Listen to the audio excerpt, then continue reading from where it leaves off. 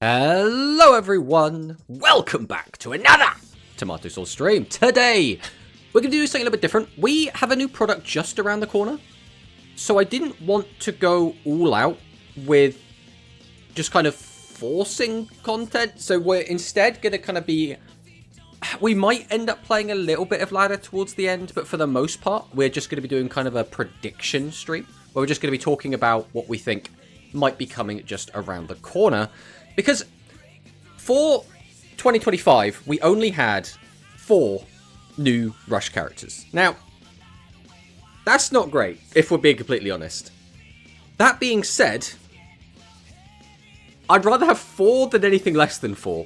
I kind of hope we're going to up that to like 5, but the pessimist in me is telling me 4 again. Now, I will say, Dylan from Yu-Gi-Oh! Everything did make his own video predicting the characters that he thought was going to come out. I can't actually remember what his characters were, because I have the memory of a goldfish. But more than likely, one of the characters that he predicted was probably a double unlock of Rovian and Yuna, so there's that. But what I would like to do is predict what we think is going to come out. And then maybe at the end, we can like check out what he did in his video and then compare it. Because again, I can't remember what it is. Now, it's probably in my subconscious somewhere, so we might end up guessing some similar stuff, but we'll see. We'll see what we end up doing. But beyond that, we will also be taking a look at some of the other interesting stuff we've got going on. For example, we have a new character that's just been announced for Speed, which is, again, it's not something I'm personally super attached to or super invested into, but I do like getting new characters in general. It's just, unfortunately, I haven't watched Zexal. So, all the Zexal stuff is kind of lost on me, which is a bit of a shame. But again, we'll get there. We will get there. The watch-alongs are coming along nicely. We're slowly making our way through Vrains, and then we're going to go through Zexal. So it's going to be a good time. It's going to be a good time. Other than that, we do have the Deckmaster Cup. We did just have that on Saturday. That was a great, great time. It's 6.5 hours is a bit long for us to stream, but it was very fun nonetheless. And we didn't get dehydrated this time, so that's always a great thing to talk about. We'll also be going over the new product that is coming out on Thursday, which is the deck build box. We'll just cover it briefly because we've already kind of talked about it in depth.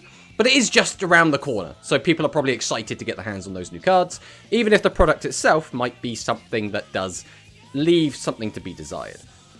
Beyond that, there are a couple of other little things I did want to touch on, which is going to be the new OCG reveals, which is quite exciting, as well as the new guidelines that Konami have for content creation, which is a little bit spooky, but again, we'll get to that. It's not going to affect most of you guys, I don't think, really, but it might affect me, and that's always a little bit scary. But before we jump into all of that, let's see what we have in the chat. We have Darth Victor in the chat. Hi. First, currently sorting through IRL cards. Now the question becomes, what kind of cards? Like all of them? Like, have you got your Yu-Gi-Oh, your Digimon, your what other card games you play? Or is it just like one card game specifically?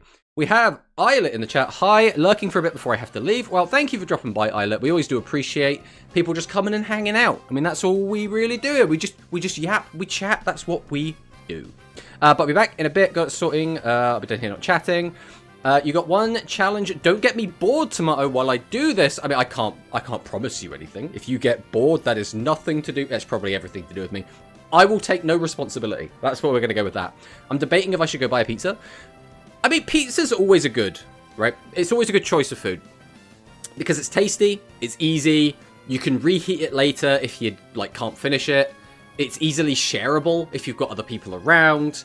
Pizza's just all around, like, a great food. The only thing negative you could say about pizza is it's not particularly healthy. Unless you have, like, a very specific healthy pizza, but I'm a bit boring. We have Gunkin, Zooship, Shari in the chat. Make sure it's Bianca. I don't know. So I've read some of the chat onwards, so I now know what Bianca is. But I didn't know what that was prior to reading this chat. That's not something I'd known. So maybe my palate isn't as refined as maybe it should be. But at the same time, a pizza without tomato just seems so strange to me. But then again, I think Hikari was saying that she liked pizza without tomato sauce. Which to me, that is like blasphemy. That's like, what are we talking about? Like, you can sometimes replace a tomato base with like a barbecue base, and I think that's probably fine. But like, when you start getting into like white sauce bases, I'm like, this is weird. I don't know, this is just strange for me now. So right now, don't expect any characters in February. Nash takes up the first 9 days, so we got KC Cup most of the month, and the rest is most likely either a rerun or, I don't know, mini event. If something we'd get another alt style or shadow drop. I mean, so I might be in the minority here. I consider an alt style a new character. Because with alt styles, we get new skills. We do get new gems. Do we get new cards with alt styles? I don't think there are card unlocks for alt styles. So it's not quite like a full new character, but it's like a character minus, right? It's sort of a new character. I'm going to count it because they get skills. Or at the very least, you know, skills come out with them. Now, whether or not you count that, I think is going to be subjective, but like I count it personally. But yeah, I wouldn't expect to get another Rush character anytime soon. Only 10 weeks to go to Zexal if we do weekly. I mean, that's not that bad, right? Konami finally banning Tomato. Oh no. Only Yu-Gi-Oh cards at the mo. I've already sorted through Digimon over a month ago. We have Dwan in the chat. Hello, Dwan. We have United for Eternity. Hello, Tomato. Hello. We have a human Portuguese dub fan. What the Saurus doing? I mean, he's just yapping. That's literally the only thing I basically do. It's just talk. I love the sound of my own voice. We just yap. That's what we do. Tomato in my word book. Healthy word doesn't exist. That's fair. We have PTRG in the chat. Hello. I have barbecue sauce pizza. I think barbecue is fine. I'm the kind of person, I'm a weird one, right? If ever I order from like a Domino's, so to put this into perspective, I live in the middle of nowhere, right? I live in the countryside, effectively. Because of that, we don't have very many fast food options, right? Straight up. We got like, I think we have a total of 5 that I can order. One of those is Domino's Pizza. Now, Domino's Pizza is not my favorite pizza. Domino's Pizza, I do not think is anywhere near my favorite, like, fast food restaurant of choice. But it's fine, right? You know what you're going to get. The quality is almost always the same. It's very safe, right? If ever I do order at Domino's, I will get a half and half, right? I'll get half of it with barbecue sauce and half of it with tomato sauce. Because I like barbecue sauce. I don't want too much of it because it'll overpower the entire pizza. So I'll have like a couple slices of barbecue and then I'll have like some tomato sauce on it as well. Or for the majority of the pizza. And then I'll have like the rest of the barbecue like the following day, like heated up or something, right? That's my general go-to. And that works for me, but I do wonder if sometimes like the people making the pizza look at my order and they're like, all right, he's got a half and half. He wants half sauce on one, half sauce on another, and then 2 completely different pizzas on each side of this. And I wonder if they go, fuck, you gotta go through this pain in the ass order again. And I'm just like, yeah, just don't worry about it. Don't worry about it. Yo, bro, you from the UK? Yes, I am from the UK, Julius Caesar. We get 1 new card with alt styles. What did we get with Serenity? What was Serenity's new card? I'm trying to think now. I'm really bad at remembering just cards in general, but get like 1 to 2 new cards except for Taya. Oh, do we get nothing for Taya at all? Mind you, she was a bit of a weird one. She was like a weird like shadow drop. I gotta go see a Tomato. I need to get pizza now. I mean, yeah, the issue is when we start talking about it, it's gonna be like, well, now I'm just hungry. My tummy has the rumblies that only pizza can satisfy. Domino oohs. Yeah, exactly. Nice man. When you ask for the tomato sauce, do you turn to your camera and just smile and wink? No, if I'm being completely honest. So, originally, I've already told this story before, but the name tomato sauce came from a bottle of ketchup that I had on my desk at the time. So when I want to say it was when I was living at university, I had a bottle of ketchup, because some people will keep ketchup. Again, I'm going to say ketchup because I think it's easier for the majority of people, even though we call it tomato sauce, right? That is what my family has always like grown up saying. That is what typically people in England tend to say, but ketchup is also correct. And obviously outside of England, I think ketchup is like pretty much the normal ton. But some people will keep it in the fridge and keep it chilled, and some people keep it in the pantry, which, yeah, the cupboard, right? And there's kind of a bit of a back and forth debate over where you're supposed to keep it. So I now am the kind of person that keeps ketchup in the fridge. And I keep it chilled. But back then, I was a keep ketchup in the pantry. So I would just have it on my desk at one point. Because, you know, you're living... You're at uni, you know, you're living with a bunch of other like-minded people. You know, maybe there's a little bit too much fast food happening. That would be more than the acceptable amount because you're in that kind of environment. Let's say there's maybe some negative influences on your life, right? But yeah, so I had that, and I just remember I had ketchup on the desk, and I was like, I'm going to call my character in a game I was playing, I'm going to call it tomato sauce, because I was like, I got nothing, right? So I went with that, and then my friend started calling me Tomatosaurus, and he was like, hey, Tomatosaurus, because it was like a punny / joke, and then I just took that, but then when it came to, you know, making all my channels and everything, Tomatosaurus was taken on a lot of them. Like, I think it was taken on Twitter, which at the time wasn't a complete dumpster fire. On YouTube, I think it was taken. There was a couple of other, like, social medias where it was taken. So I was like, all right, tomato sauce, we're going to go with that. And that's how we got the name. So I like tomato sauce. I think tomato sauce or ketchup is delicious. London, you're the only streamer online on midday. I'm from Europe too. So I'm not from London. I'm from the south of England. I'm from London. The thing is though, even when you're from London, right? So anyone outside of the UK, London is like our capital city. It's quite big, and there are lots of, I don't want to call them like districts, but there are lots of different areas within London, and they're vastly different. Like people from like West London and East London are completely different. North London and South London, all very, very, very different. So, and a lot of people will judge people based on like where they're from. But thank you for following. WQD, WDWD. We're just going to go with that for now. Hello, hello. Bottloo. Everyone loves a bit of Bottloo water. Is it still icy? It is not icy down here, I can tell you that much. Haha, to the stone, the ice is gone. Keep my sauces in the fridge. Keep it secret. Keep it safe. I keep ketchup in the fridge, and so does my family. Yeah, I think it makes more sense, right? But growing up, my family would always keep it in a pantry. So that's just, you know, I think at a certain point, you just kind of do what your parents did until, like, you start living on your own. And then you're like, okay, why? You start questioning the decisions, right? It's like, oh, why were we doing this? Okay, and now I'm going to do this. I don't know. I don't think it really matters, but it's fine. It's snowing in the UK. It only rains in Portugal. It has not been snowing where I live, put it that way. I try to avoid ketchup now because I eat a lot of sugar, but I love it and keep it there when I have it. Yeah, I don't have ketchup particularly often. So what I tend to do now is I will have a get-together. About once a month to once every 2 months, I'll get a lot of my friends together. I'll invite them all over, and then we'll order, like, a bunch of takeout. And I don't have a lot of takeout outside of that, so usually I kind of save up my, like, my ketchup consumption to 1 to 2 times a month when I get a load of people around. Now, occasionally, we will throw in an extra takeout, right? Just very rarely. But, like, I try to avoid takeout as much as I can. I see it as a pretty big treat, because I'm not a very sugary person. I don't really have a sweet tooth. I don't really like sweets. I don't really eat a lot of chocolate.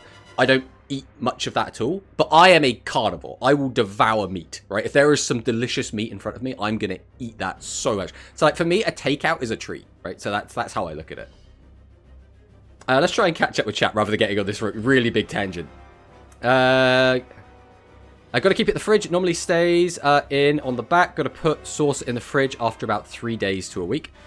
I mean, it's one of those things as well, though, where, like, we used to have ketchup in glass bottles, right? Like, it was just a different time, right? It was doing Netherlands brown sauce better than tomato sauce. I don't really like brown sauce. I'm not a big fan. I like barbecue sauce. I like peri-peri sauce.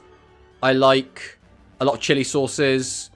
I like, obviously, you know, some mayonnaise, a little bit of mayo. Quite nice. Not too much, though, right? I'm just brown. Never been a huge brown sauce fan. I wish I've been at Stamford Bridge to watch the Blues. Nice, nice. I wish I had a cool nickname, Tomatosaurus.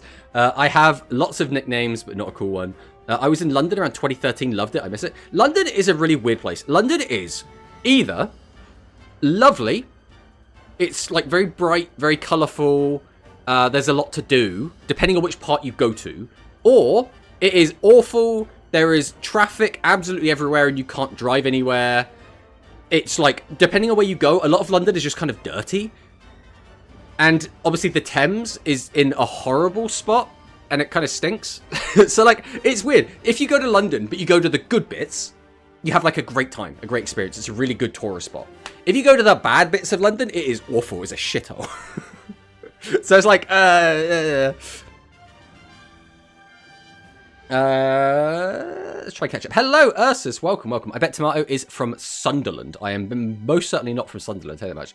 I was there in 09. Would love it if Rovian's deck is great in Duel Links. I mean, Rovian's deck has been good in...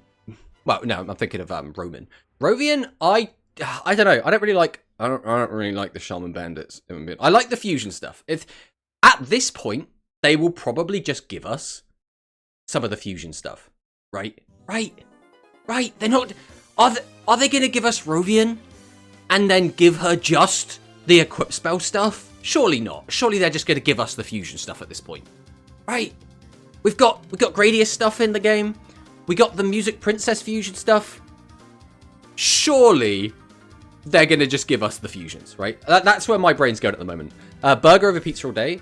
Yeah, I mean, I'm partial to a burger. Personally, I'm a big chicken guy. I love chicken. So, like, I'll get, like, a chicken burger, typically. And there's the ads. Right, we will take a brief pause while we wait for the ads to go away.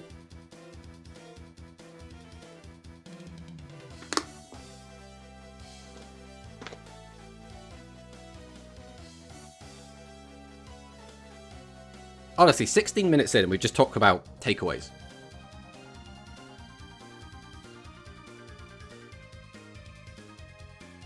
Three, two, one. Welcome back from the edges. All right. Surely they will give her the Imi treatment. The thing is, I think that if Imi had better modern support, we would have gotten that. The only other thing they could have really given us for Imi, as in, like, modern cards that would maybe go backwards, are ritual cards, right? Because you just give us, like, the Grace Kana stuff. But you understand why they didn't give us that stuff, right? Like, it would be ludicrous to give us that stuff right now. So, I think they would have if that was available. But instead, they gave us a broken skill, right? Spa ribs above all. I don't know what spa ribs are outside of the obvious ribs from a spa. But, oh, spare ribs, is that? Spare ribs are fine. No pork on the fork. Spare ribs are so nice. I could eat some spare ribs right now. Like, lovely marinated spare ribs, man. I do not add sugar to stuff, but lots of sugar in what I eat. I mean, yeah, at the end of the day, you do you, right? I'm not a fan of pork, to be honest. If I do have pork, it's got to be gammon. I love pork. I'm a big pork eater. I love a nice sausage, but obviously, you know, whenever you have a sausage, it's always like a question mark of like, how much pork is in this, right? Now, if it's a proper nice pork sausage, delicious. For me, personally, I like chicken and pork more than the other meats. I like beef. I don't want to, like, undersell beef. But it's just, if I have the choice, I will almost always take chicken or pork instead. And then you get, like, the lower-tiered meats, I guess, of, like, lamb or mutton. And then turkey, I guess. Like, turkey's fine. I've never been a huge turkey guy. I'm Muslim, so calfribs are delicious. I mean, I personally don't think I've ever had calfrib. I'm from the north, so I'm not allowed to like London. I mean, that's fair. That's fair. London has musicals, nice parks, historical places, so I loved it. Lamau, yeah. Birmingham is dirty at the moment. Birmingham is a weird one. Birmingham is like... I think Birmingham's quite nice, and it's almost becoming sort of like a second capital. It's becoming very, very popular. There's a lot of cities in the UK that are now getting up there in popularity and in the amount of like tourist attractions they have, and I think Birmingham is one of them. Netherlands is better than the UK, to be honest, also with food. I mean, so the thing with the UK is, what we do is, or what we did was, the UK... as a country, would invade a lot of the world, and then we would take what they had, and we didn't really have anything of our own. Like, you talk to someone and they're like, oh, you know, what are your favourite British meals? They're going to be like, I don't know, a full English, a roast dinner, like, there's not a lot. Like, traditional English, like, foods is, like, pasties, sausage rolls. Like, there's not a lot going on there. Like, generally, all of my favourite foods are from other countries, right? If you ask me, like, oh, what's your favourite foods? I like Mexican food. I like Chinese food. I like Japanese food. I like Italian. I mean, everyone loves Italian food, though, right? Italian's, like, so free. Italian has, like, top-tier food. Let's be honest. I was a tourist, I had fun, I love musicals, geeky stuff, and I'm a history nerd. So London's fun. Yeah, I went to the National History Museum in London. I had a great time. I've gone to London several times for, like, anime expos. I went to London to play the Crystal Maze experience. That was fun. That was, like, think of it, I mean, if anyone's seen the television show, Crystal Maze, it's that. But effectively, you go around as a team and have to complete challenges based on different, like, criteria. So there'd be, like, a mental challenge, there'd be a physical challenge, there'd be a mystery challenge, they'd have all these different types of challenges, and then you had to complete them within a time limit. And if you manage to complete them, you get crystal, you get all these crystals to get you extra time at the end, etc, etc. But it was a great time. It was a great time. I had a lot of fun doing it. All right, let's try and catch up. We're getting really sidetracked here. We're getting really sidetracked. We have the coffee shops. London is shit. I moved to Essex now, to be honest. Only thing I like is the accessibility to the transport. Essex is another weird one. I had a friend that used to live in Essex, and he didn't like living there, and he's now moved away from there. So I don't really know about that personally. We eat sparib from Calfred. You're just saying words now. Like, I'm very uneducated in this subject matter, I'll tell you that much. How do you expect it to... How long do you expect it to take for Konami to release Fresh Berry since Imi has a voice for the deck? I don't think that's anything too surprising. She already has the cards in her NPC deck. And we've had voice lines for cards that are still not out yet, that have been in the game since release. So I wouldn't expect that to be a good indicator. Like, they could come out next month, or they could come out in 4 years, right? I don't think the voice lines being there really give us any kind of indication. Damn, I was so sure you was from Sunderland. Only other guess would have been Leeds, but I'm pretty sure Leeds is up north. Yeah, Leeds is more north than where I am, let's put it that way. Lamb and calf are the best. That's fair. Mutton is, like, okay. I don't dislike mutton. It's just it's never going to be my first choice, but mutton is tasty. Like, I'm not going to say mutton isn't tasty. It is. It's lovely. I love a Dale steak, right? Chicken is top tier, and mint. Hey. Again, missed the first 50 minutes of yapping. I'm sad. Hello, Corey. You've missed us. We're on a massive tangent right now. As you can probably see in the chat, we're just talking about food. So you've not really missed anything, if we're being completely honest. Mutton is good on a stick, burned on coal. That's fair. I'm a lamb and beef guy. I have venison every once in a while too, but I have it rarely. I see. Let's try and catch up if we can. If we was in the army, I'd have to fight you. Wow. I'm from Morocco. Yorkshire pudding. Gordon Ramsay, rate us #1 best food country. It's a weird one though, right? Because Gordon Ramsay is obviously, you know, a really good chef. Don't take it away from him. And he's obviously a big TV personality. The thing is, I think there's a difference in palates, right? If you have a very refined palate, you eat a lot of very good food, then you're going to be able to judge the upper echelons, right, of food. Whereas I don't think the average layman is going to have the same sort of palate, right?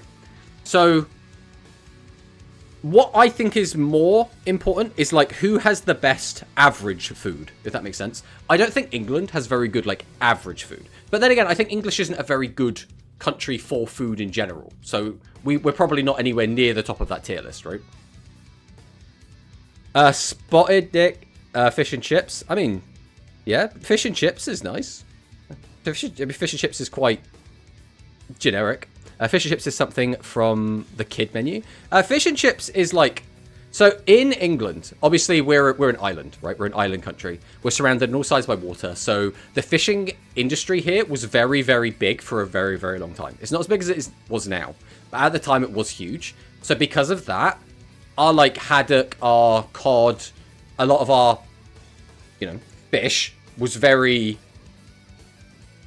readily available. Therefore, it was quite a common food. And then obviously, you know, potatoes are everywhere, so getting chips is also quite easy. So fish and chips became very, very normal here as a regular meal. I only went to the UK 2 times, one time to London with my class for a trip in our final school year in England, of course, which was decent, and the other time for Wimbledon Championships. I love tennis. I also quite like tennis. I haven't followed tennis as much in recent years. I used to watch the Wimbledon all the time, back when Tim Henman was playing, and that was always really exciting. That being said, tennis is like a really weird sport, because it's a sport that doesn't necessarily end. If you just keep like keeping up with your opponent, if no one can like outperform the other, you just keep going and going and going and going, and it's kind of wild that it works like that. London has some cool places, but it's most regular ass place outside the city centre, I swear, man. Yeah. I think you can say that about anywhere, though, to be honest. Yeah, I checked her lines again, and she has a line for every single monster spell and trap, plus multiple extra lines for some monsters. Rushdall has about 15 food decks now, so it's not too far off. I mean, there you go. No, in Morocco, food is cheap, bro. Yeah, but we're not talking about price. We're talking about, like, the quality of food versus other foods. We're also going to look at the new Ick cards today. What's the Ick cards? I don't know what the Ick cards are. OCG? Oh, right, OCG. Yeah, we're going to look at the OCG cards. Everyone eats for the dishes. Morocco food is cheap, brother. Visit one time. I'm going to tell you right now, I'm probably never going to go to Morocco. There is just not a reason to. If for whatever reason, a reason arrived that would be a good reason to go to Morocco, I'd go to Morocco. But in the same way, I don't really have any plans to visit most countries because I just don't have a reason to. I'm a very, like, pragmatic person. I will visit a country because there is something very specific I want to do there, right? If there is not a very specific reason that I want to go somewhere, I'm not the kind of person who will just, like, randomly go to another country, right? Hello, Sora Mia. Welcome on in. How are you doing, my friend? You enjoying eating that bone? Just nomming. All right, with that all said, let's hop in and talk about some of these bits and bobs. Well, we would. First things first. That shows up. Okay, we got that one. Now we just need Chrome. Bam, there we go. Perfect. That's what we like to see. I have to go. I'm sorry. Have fun. Thanks for stopping by, Isla. One reason to visit Morocco is a haircut. I mean, what? Have you seen the video? Oh, is that the video where they get, like, the insane, like, massive haircuts? Try my hardest not to make... I don't know what that is. I don't know what... I'm going to Google that quickly and just make sure that's nothing inappropriate. Oh. Oh, okay. No, that's fine. In my head, I was like, right, this could go one of two ways. This is either something very normal or something very not normal. And it was very normal. It's fine. I was like... I said, video travel to a place to do something specific sounds like flying to Argentina to eat some... What is an empanada? I'm going to look it up now. Ooh, that looks nice. What is it made of? Fried turnover consisting of dough filled with a variety of ingredients including meat, cheese, vegetables, and fruit. It kind of just looks like a dumpling. If we're being honest. It looks like a pastry dumpling. Is kind of what it looks like. It looks tasty, though. I'll give you that. Is that OG Toti in the chat? Hello. Welcome. Tomato, Kai, or Ren? Ren. Always Ren. I think Kai is so unbelievably overrated. I think Kai is one of the worst characters in that show, and I actively dislike it more when he's there. Because you know he's just going to win because he's Kai. And it's like, no. Whereas Ren, I think, steals the show every time he's on screen. I love Ren so much.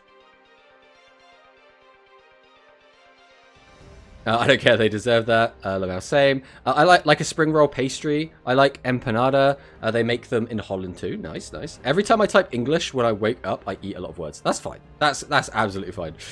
Did you see Happy Ryak's reaction to hamster? No? I don't believe so. Kai from Beyblade? If only it was Kai from Beyblade. If only it was Kai from Beyblade. Kai from Beyblade, I think, was like the original, like, edgy character, like, from anime that I saw as a kid. Like, this guy, this is it. This was, like, the edge. This is what we needed. Big, baggy, like, jeans. We had the, like, the, what do we even call this? Forearm guard? With, like, the spikes on the elbow because reasons. Are you guys all from 90s or what? I'm from the 90s. You can probably tell. But yeah, I am from the 90s. You know about Beyblade? I mean, Beyblade is still airing to this day, right? I got a recommendation on Netflix. I want to say about 2 weeks ago, being like, new season of Beyblade X is now available. And I was like, I haven't watched Beyblade in about 20 years, but I appreciate that you're letting me know about it. Yeah, I'm 30. Me also, I'm 31. We played that on lower school. Yeah, I remember when I was at school, we had Beyblades, like when they were new. And we would, there was a, I'm trying to think like what the word would be. We call them dinner ladies, but I'm pretty sure they would be called like a lunch lady in America. But we had faculty that would get us out a big metal tray. And I'm talking like a large metal tray. And then we would all use our Beyblades in this big tray, and they would all just like, you know, go absolutely crazy depending on what kind of Beyblade it was. And we had a lot of fun for that, and that lasted probably about a month. We would just like every like recess or school break, we would just be having Beyblade fights in a big ass metal tray. Crashing into each other, last man standing, exactly. The designs for the current gen Beyblades actually look really good. So for me it's weird. This is, again, we are getting so off track. This is just the tangent stream, apparently. I saw that there is a very competitive Beyblade scene. And they have a world championship, they have commentators, they talk about, like, the meta, and about counterpicking, and about, like, oh, you could effectively, like, side deck your Beyblade, so you can change your part out to give it a stronger advantage against another Beyblade. And to me, that's fascinating. Because in my head, yeah, some Beyblades are going to be better than others. But, like, you just kind of do the thing and watch them smack into each other and then somebody wins, right? So the idea that there is actual strategy involved blows my mind. I'm like, wow. Because as a kid, I played in 2 Beyblade tournaments. I can tell you there was no strategy involved. There was no commentating involved. But I did win both the Beyblade tournaments I entered. But it was entirely dumb luck as far as I'm concerned. Beyblade watch-along stream when? I don't think we're going there. But hello, Pokemaster Ian. Welcome. Today's congratulations on the 3-stream streak, Soramia. And we did the same with the draw from the school table. Oh, so like, I'm trying to think. School table draw. Is that like you had like a desk and you'd pull out a drawer and then you'd like just Beyblade in that? I assume that's what we're talking about. I like the chat. Oh my god, Beyblade. I used to play that in elementary on the playground water fountain because it was a sphered base. That's what you need. You just, anytime you see any kind of like sphered base, some sort of basin, you would always be like, that's a Beyblade dish. We're going to battle there. Yeah, there's a lot of combos in Beyblade. The hard part is making the giant monster appear. Yeah, getting the Bit Beast to come out, that was always the bit I struggled with as a kid. I went to an anime event where we were playing Beyblade as well about 2 years ago. I was gonna say about 2 hours ago. I was like, damn, this is recent. Okay, 2 years ago. Okay. No way. There's a Beyblade meta and strategy. Yeah, there is. It's wild. It sounds like we all use the same sort of weird bowl just to play Beyblade. Oh yeah. I mean, if you got to play Beyblade somewhere, and those plastic like arenas they gave you were just garbage, right? But the actual character that I believe Toti was talking about was Kai from Vanguard. Which is this guy. This is the other Kai. This Kai is sucks. I don't like this Kai. This Kai is a loser. We don't like him. Something has happened as well to my overlay, and I don't know what. Let me see if I can fix that quick. Gold chat.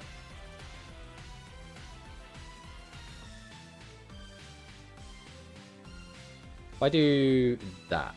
There we go. That looks a little bit better. We also made our own arenas with obstacles and all types of shit. We never got that far. Goro Akechi. Boo Vanguard. What's wrong with Vanguard? Why are we hating on Vanguard?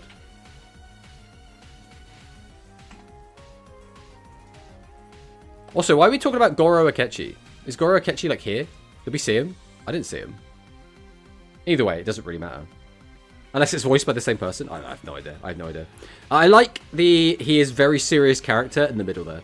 Well, he is a very serious character, to be fair. He is, like, the biggest, like, Debbie Downer. Bro, like, never smiles. He's always got this, like, facial expression. What we really need, though, is the other character we were talking about, which was... If I do a Control F, it will surely show me a Ren. There's got to be a Ren in here somewhere.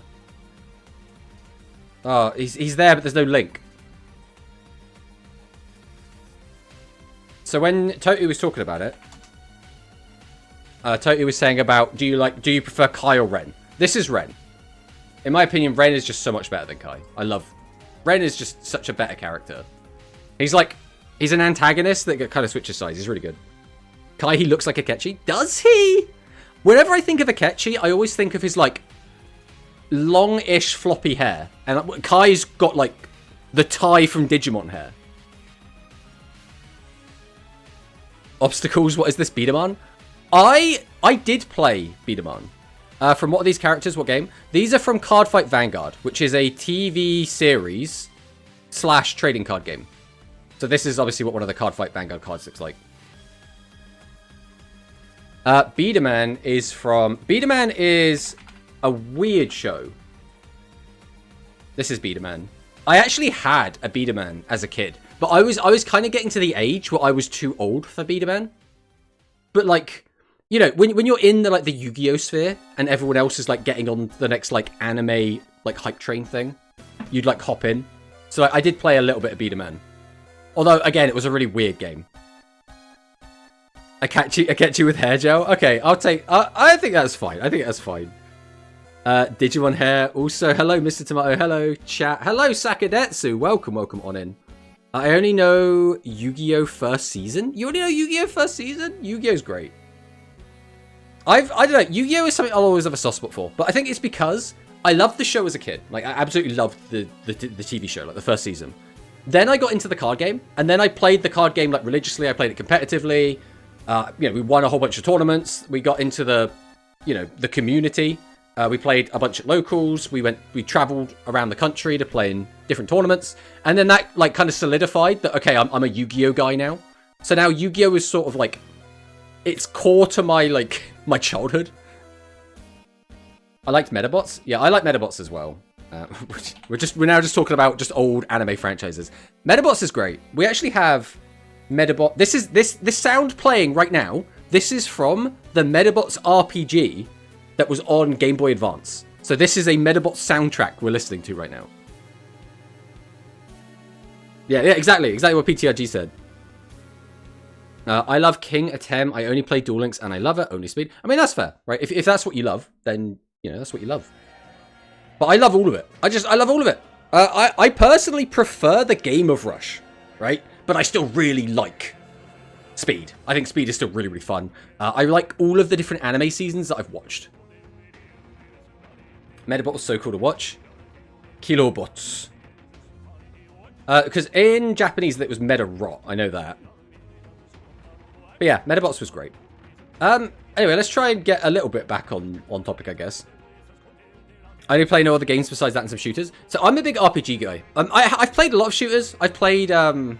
used to play a lot of CSGO. I played a lot of Team Fortress 2. I played a lot of Overwatch. Played a lot of Rainbow Six Siege. I played a chunk of Fortnite, but I haven't touched Fortnite God knows how long. Those are probably like my big shooters. I love Dark Souls. Yeah, Dark Souls is also absolutely fantastic. Anything From Software makes, I absolutely adore. Did you play Metabots Infinity on the GameCube? I don't think I did. No, I never played this. I've never even heard of this. Right, I'm just gonna add this to my play later list, guys. Don't worry about me. Don't worry about me. I'm just adding this to later. This looks really cool.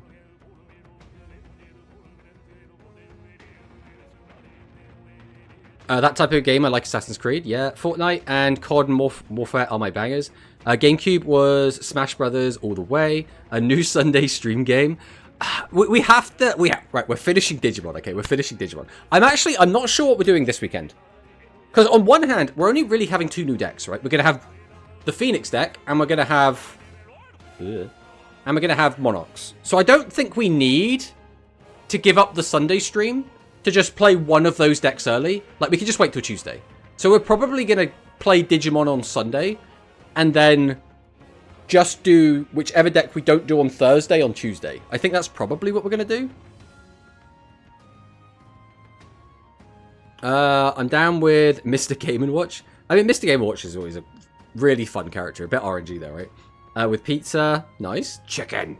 I kind of enjoyed with Black Beetle, but they made Metabee weak. Nice. What kind of pizza? This is the important. Always asking the important questions. All right.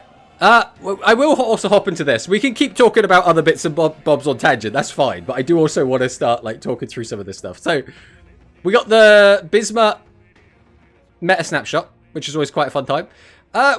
What's happened here, guys? What's going on Speed? Because it looks to me like one deck is very dominant. Now, this doesn't tell the whole story, right? This doesn't... There's more to this story than this displays. But I feel like this is getting a little bit tier 0-y, right? Maybe not like full tier 0, but like we gotta be close. We gotta be close.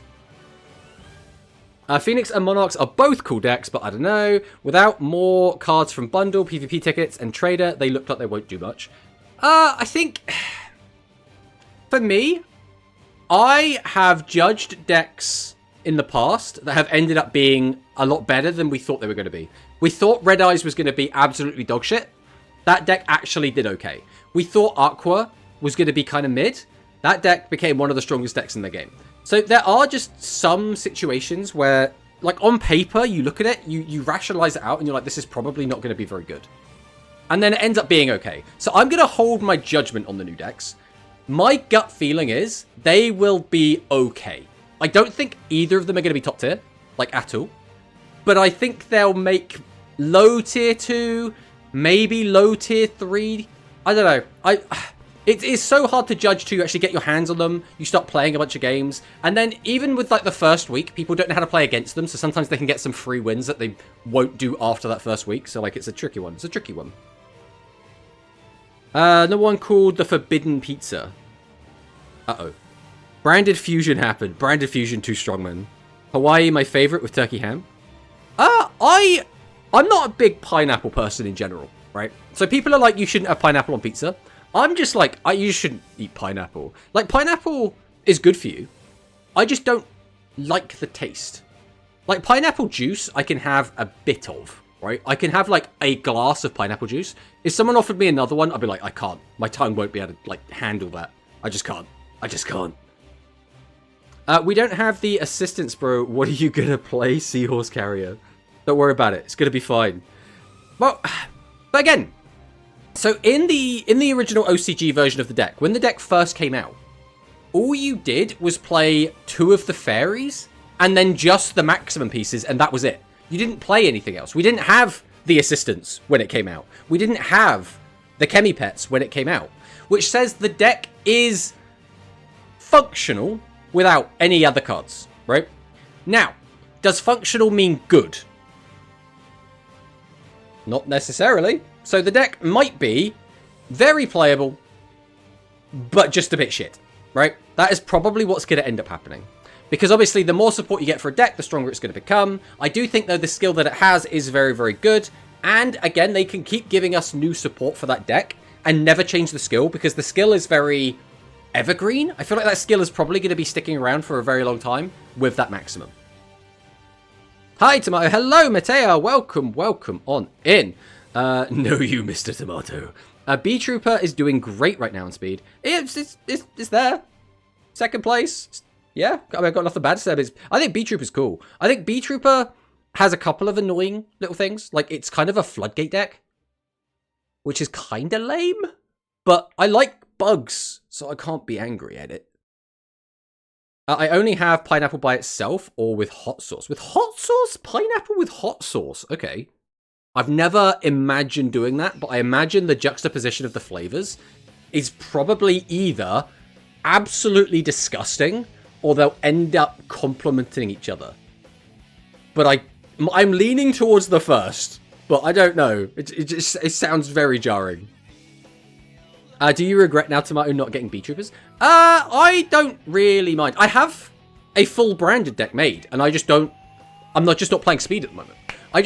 I have a bit of free time, but I'm choosing to invest that free time into places that aren't Duel Links, right? So if ever I have the opportunity to, like, hang out with some of my real-life friends or play a game with some of my real-life friends, at the moment, I'm prioritizing that because I do think just having, like, that social interaction is really important, especially when you end up being busy quite a lot of the time.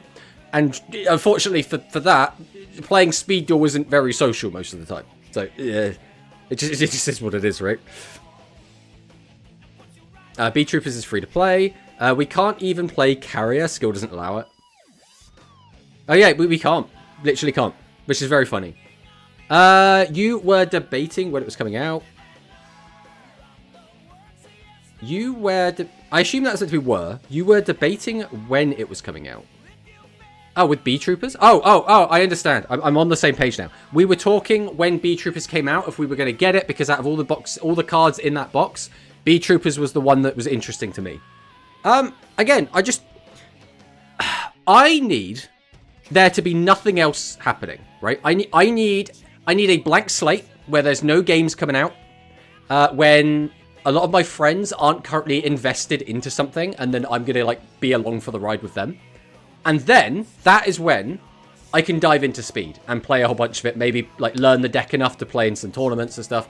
Right now, I'm juggling 3 different accounts on Duel Links. And then, a lot of my time goes into working. Then, obviously, we've got the stream. On top of the streams, I gave up my day off last week to play... to stream the Deckmaster Cup. And, obviously, we've been doing the watch-longs again. So, that's a lot more of my free time just gone. So, it's like, we're running out of free time is what's fundamentally happening here. Let's try and catch up. Can't play Carrier. When it's coming out. We've got it very easy. Not really, since one of the SRs is needed 2 of. This game is so bad. Yeah, but it's mini box. We can play Fire, Dean Keto, and Thunder Gazelle. I mean, that's not the best cards to put in there. I'd almost rather just not play monsters. Interest boxes. Ingot the cards, when I get the cards I want, I don't chase all the cards in a box, just building the decks I like. Yeah, that's basically what we did as well. I did that with Dragon Maids. Wait, no, was it even Dragon Maids? I think we might have accidentally gotten Dragon Maids. Let me go. What box were the Dragon Maids in? 1 second. Right, what box were you in? You were in Rainbow Overdrive. I think we went into this box for some... Oh, no. I think we did go in this box for Dragon Maids. And we accidentally got absolutely everything we needed to play Tri-Brigade. So we just, like, accidentally had a full Tri-Brigade core. And then, obviously, you know, we got, like, Remus, and we ended up playing, like, the Dragon Slop. Either way, it's just another tangent. Just another tangent. To be honest, Speedroid at the most very fun. I've never been a big Speedroid guy, personally. You think you'll like Punk? It's Roman Psychic, but Speed. I looked through the Punk cards. I think the Punk cards look very cool. I am just a little bit worried that Punk might require more brain power than I am willing to assign it. Right? In the sense that I don't think any of the Speed decks are, like, insane. Right? I don't think any of them you need, like, a PhD to play. I do think, though, you need to have a certain amount of time to put into them to practice combos, to learn the combos, to see the lines, and then to learn about all the other interactions in the format. I think it might be a deck that isn't as linear as I would like, right? Because I'm the kind of person, I don't shy away from a difficult deck. But if I'm going to learn a difficult deck, I want to go all in on that difficult deck, right? I want to spend actual time. I want to give it the time it deserves to actually get good at it. So Like, when I look at, like, the dinosaur deck that I played, that deck's quite linear, right?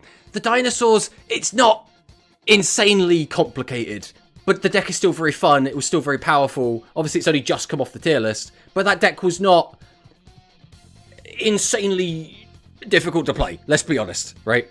Whereas I think that Punk might be a bit more challenging to play. So, I don't know.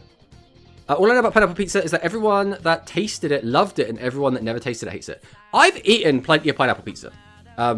Because usually, we're in a sort of family where growing up, people would just get whatever they wanted. And a couple of people in my family like pineapple pizza. And then you do the old, like, I don't want to finish this. Does anyone else want this?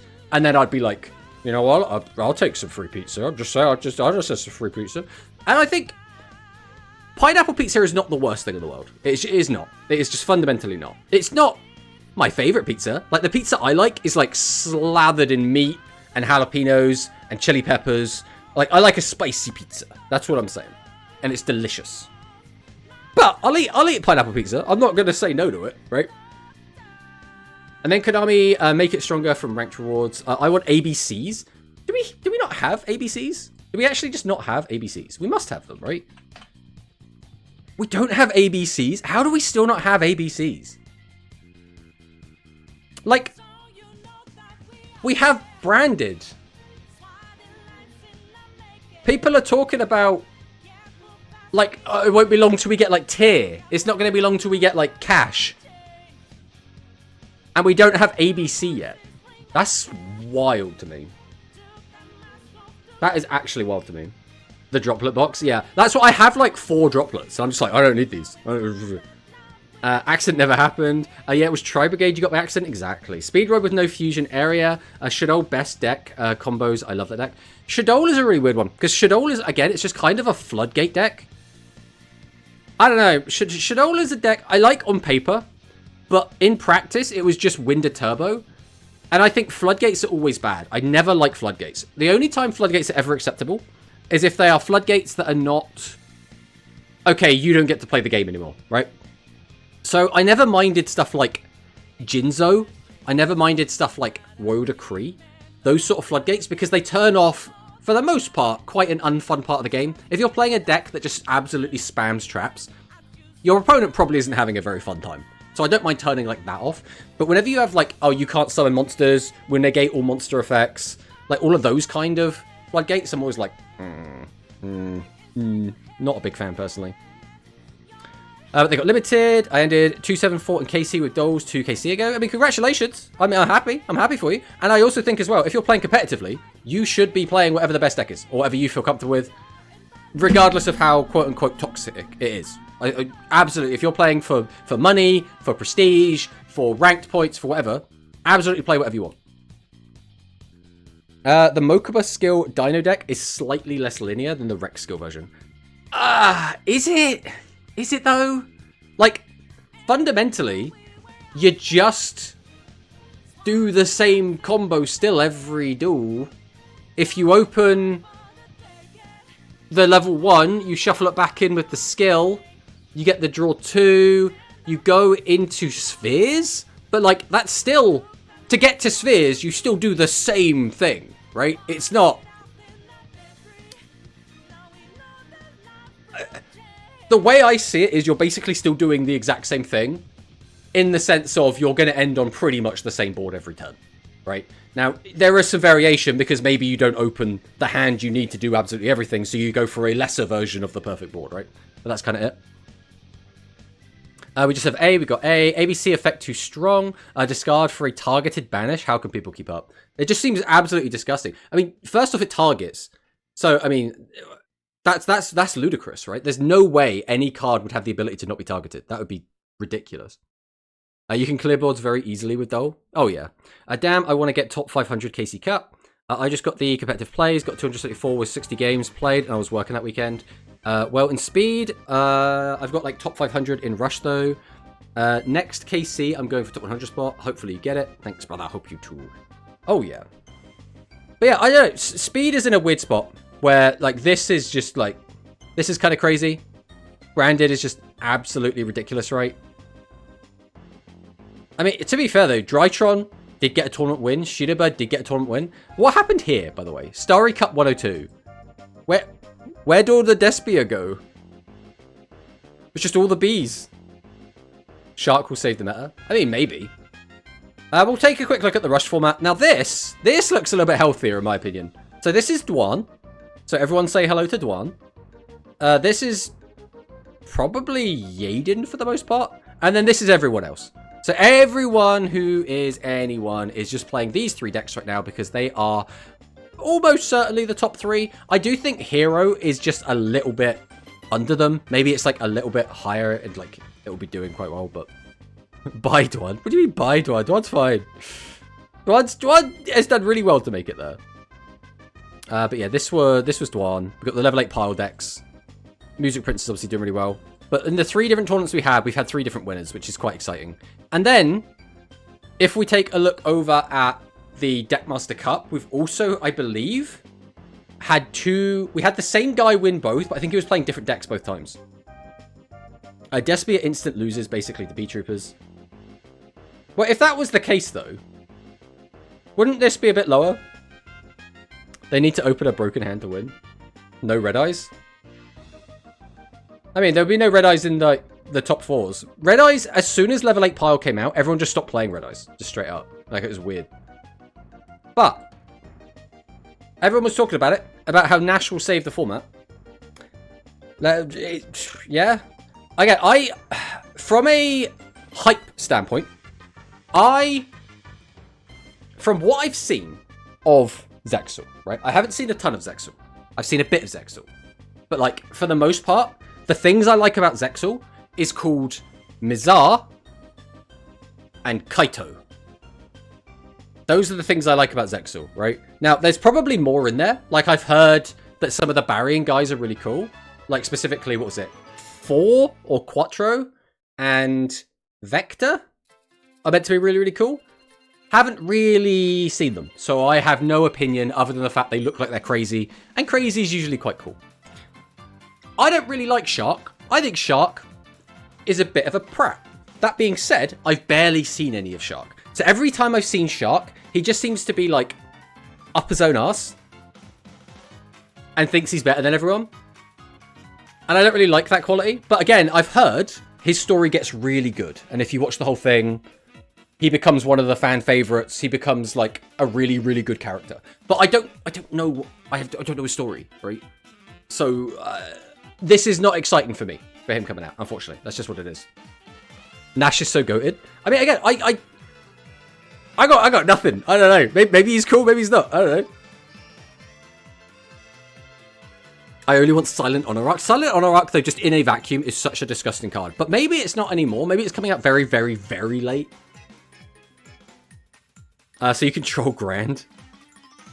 I can post a replay with how the strat is in Discord. I don't have the YouTube one.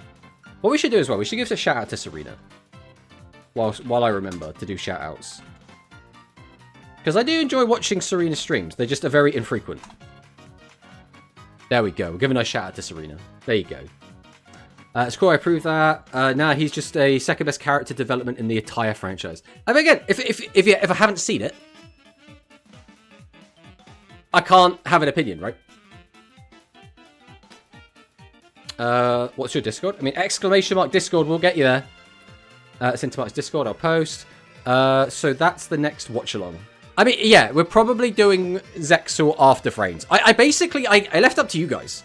When we were deciding to do a watch along, I said to the community, I was like, are we doing Zexal or are we doing Vrains? My vote was actually for Vrains. No, for Zexal even. Immediately just completely fumbled that. But the plan was, I came to the conclusion that will Zexal be less interesting to watch after watching Link Monsters, right? Because the game theoretically is more complex in Vrains. Therefore, in Zexal, maybe we won't appreciate it as much. Whereas if we just like go upwards in complexity, we might enjoy it more. But you guys voted for Vrains. That's why we did Vrains, right? And so far, Vrains has been cool. I like it. I've enjoyed it. I've enjoyed it. I want to make a Zolkin deck. Got to do some research. Ooh. Ooh. I mean, Sulkin, I believe, is a no fun allowed card. Once a year streams, exactly. But still go to streams. Also, hello, Sweetie-chan. I'm an old man. I'm not very handy with the socials. I mean, that's fair. Salutes from Argentina. You think Trade-In or Upstart Goblin can change the meta? Upstart Goblin is not going to do anything. The only reason Upstart Goblin is going to do absolutely anything at all is if they give us the Upstart Goblin support cards. Even if they gave us those, only one of them is likely to do anything. And that is the... God, I can't remember what it's called. Ritzy King Rex? The one that pops a monster on the opponent's field. I forget what it's called. We can look it up quick. It's not a big deal, is it? This one. If we don't get this card, Upstart Goblin's going to do literally nothing. This card is almost required to make Upstart Goblin do literally anything. But destroying a monster on your opponent's field is a pretty strong effect. If we don't get that, it's probably going to be really bad. As for trade-in, it's a tricky one because a lot of skills right now are trade-in, right? Like the Dark Galaxy skill that we have right now is basically trade-in built into a skill. And you don't have much room to play additional spell cards. In OCG, trade-in is very, very important. But in Duel Links, I don't know how good it's going to be. I still think it's going to see play because we see things like Elemental Circulation. And Elemental Circulation is obviously busted. Any deck that can play it is playing it. That being said, it's not quite the same. Because in order to get trade-in off, you have to give up a level 8. Whereas to get Elemental Circulation off, you just have to give up a bunch of level 4s, which you could just fill your deck with. So it's tricky. It's going to be a tricky one. I think it will do okay. Let's put it that way. Let's just never watch Arc 5. Please, I beg of you. I've already watched all of Arc 5. The only reason I would go back and watch Arc 5 is for fun. And I think if I did an Arc 5 rewatch, I would probably cut lots of it out. I would watch the first series, because the first series is some of the best Yu-Gi-Oh! Period, I think. I think it's just incredible. Basically, all the way up until they go to the Synchro Dimension. Then I'd watch very specific parts of the Synchro Dimension. I would watch, like, the Jack Atlas duel. I would maybe watch... What was the duel they played in the Underground? With, the guy who played Ancient Gear. What was his name? With the long ginger hair. Who also played Perform Ages. What's that guy called? I've already forgotten his name. I'd probably watch that duel, because I thought that was a really good duel. Dennis. There you go, yeah, Dennis. I'd probably watch the Dennis duel, because I think the Dennis duel was, again, really, really good. Then I'd probably skip straight into Heartland, where I think I would watch every single Kite duel, because Kaito is one of the best characters in Yu-Gi-Oh! I mean, Kaito's so good, man. He's so... The reason I went back and watched the Vrains that I've seen is because I liked Kaito from Arc 5. And I was like, this is great. I love this. So that was the reason. That being said, there's some Fusion Dimension stuff that's really good. Like, for example, the Yuya versus... God, what's his name? Euro? What's the Predator Plant guy called? I want to say Uo, but I'm like, it's not Uo. Is it Euro?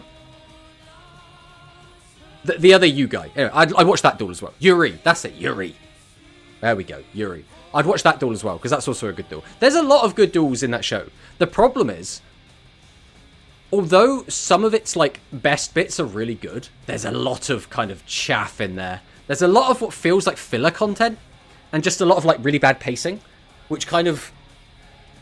it's not great, if we're being completely honest. For me, I think Arc 5 is one of my favourite series, but I could not easily recommend it to someone else, right? I think it has a lot of flaws. Definitely has a lot of flaws. Weird take, all Yu-Gi-Oh! Shows are worth watching even if they aren't amazing. I think that's true. I have a very big soft spot for all of the early shows. So, the first 3. Zexal, obviously, I never watched, but that's because Zexal's first episode was garbage. What I tend to do is I would watch the first episode of a show, and then I would decide if I was going to watch it from that. Zexal's first episode was garbage. And Vrains' first episode was garbage. They just were. Arc 5, first episode, was actually really entertaining and had a really good hook to get me into it. So that's fundamentally why I watched that one and not the other two. And then, you know, I watched Sevens and I really enjoyed the first episode of that, and then that's how we got into Rush, effectively. Hello, E-Hero. Welcome. I'm going to make a prediction that you will not like the Exceed anime, especially towards the end. Okay. We'll see if we remember that. We probably won't. Silent Honor Arc is going to be so underpowered right now. It's going to need a Mad Broken skill that probably stacks the deck with the spell that summons the Xyz. I mean, we've already seen the leaked Nash skills, so we kind of already have an idea of what we're getting. I was partway through learning Defiant Soul to get into OCG, but now there's new noodles. I'm thinking I'll switch. I don't know how good the noodles are going to be. The new noodles are like, they're fine, but they're not anything crazy. And there's only like 5 new cards. So I think if we get a few more cards, maybe that deck will become decent. But I don't know, man. I don't think it's going to be like super duper great. Euro, that's a good name. Right. We're sitting down on the chair. We've been stood up for an hour. We're back. Alright. I was partway through... Alright, we've already read that one. Commanding Ritzy, Dennis, Euro. That's a good name. Oh yeah, Euro's a great name. Alright. Let's... I don't think we need to read these. We're going to go on to the next thing, which is the Deck Master Cup. So, Deck Master Cup on Saturday. We did stream the whole thing. It was very, very fun. And we had Volt with us for the top 8 to be our kind of co-caster. It was a fun time. It's kind of insane that Mugi has won both. Like, that's crazy, right? Like, how does one guy just win both? And with different decks. The first time he played basically just Music Princess. This time he played Hero Dimension Linker. It's wild to me that he was able to do that. Meanwhile, his opponent, Lalo, just played Bubble Actress the entire time. Never swapped off it. Just played one deck. And then you got like Yaden, who played 4 different decks. Like, it's kind of wild, right? But I had a ton of fun doing this. I don't know if anyone managed to catch the stream. I really enjoyed like commentating and just hanging out with you guys. And I'd like to do this sort of thing again. I have been debating about running my own tournaments, but I don't really know how I'd want to do it. I think I'm leaning more towards maybe in the future running like monthly tournaments and then having like a bigger prize pool rather than trying to run a tournament every week. I think that would be more interesting, but I don't know what you guys think about that.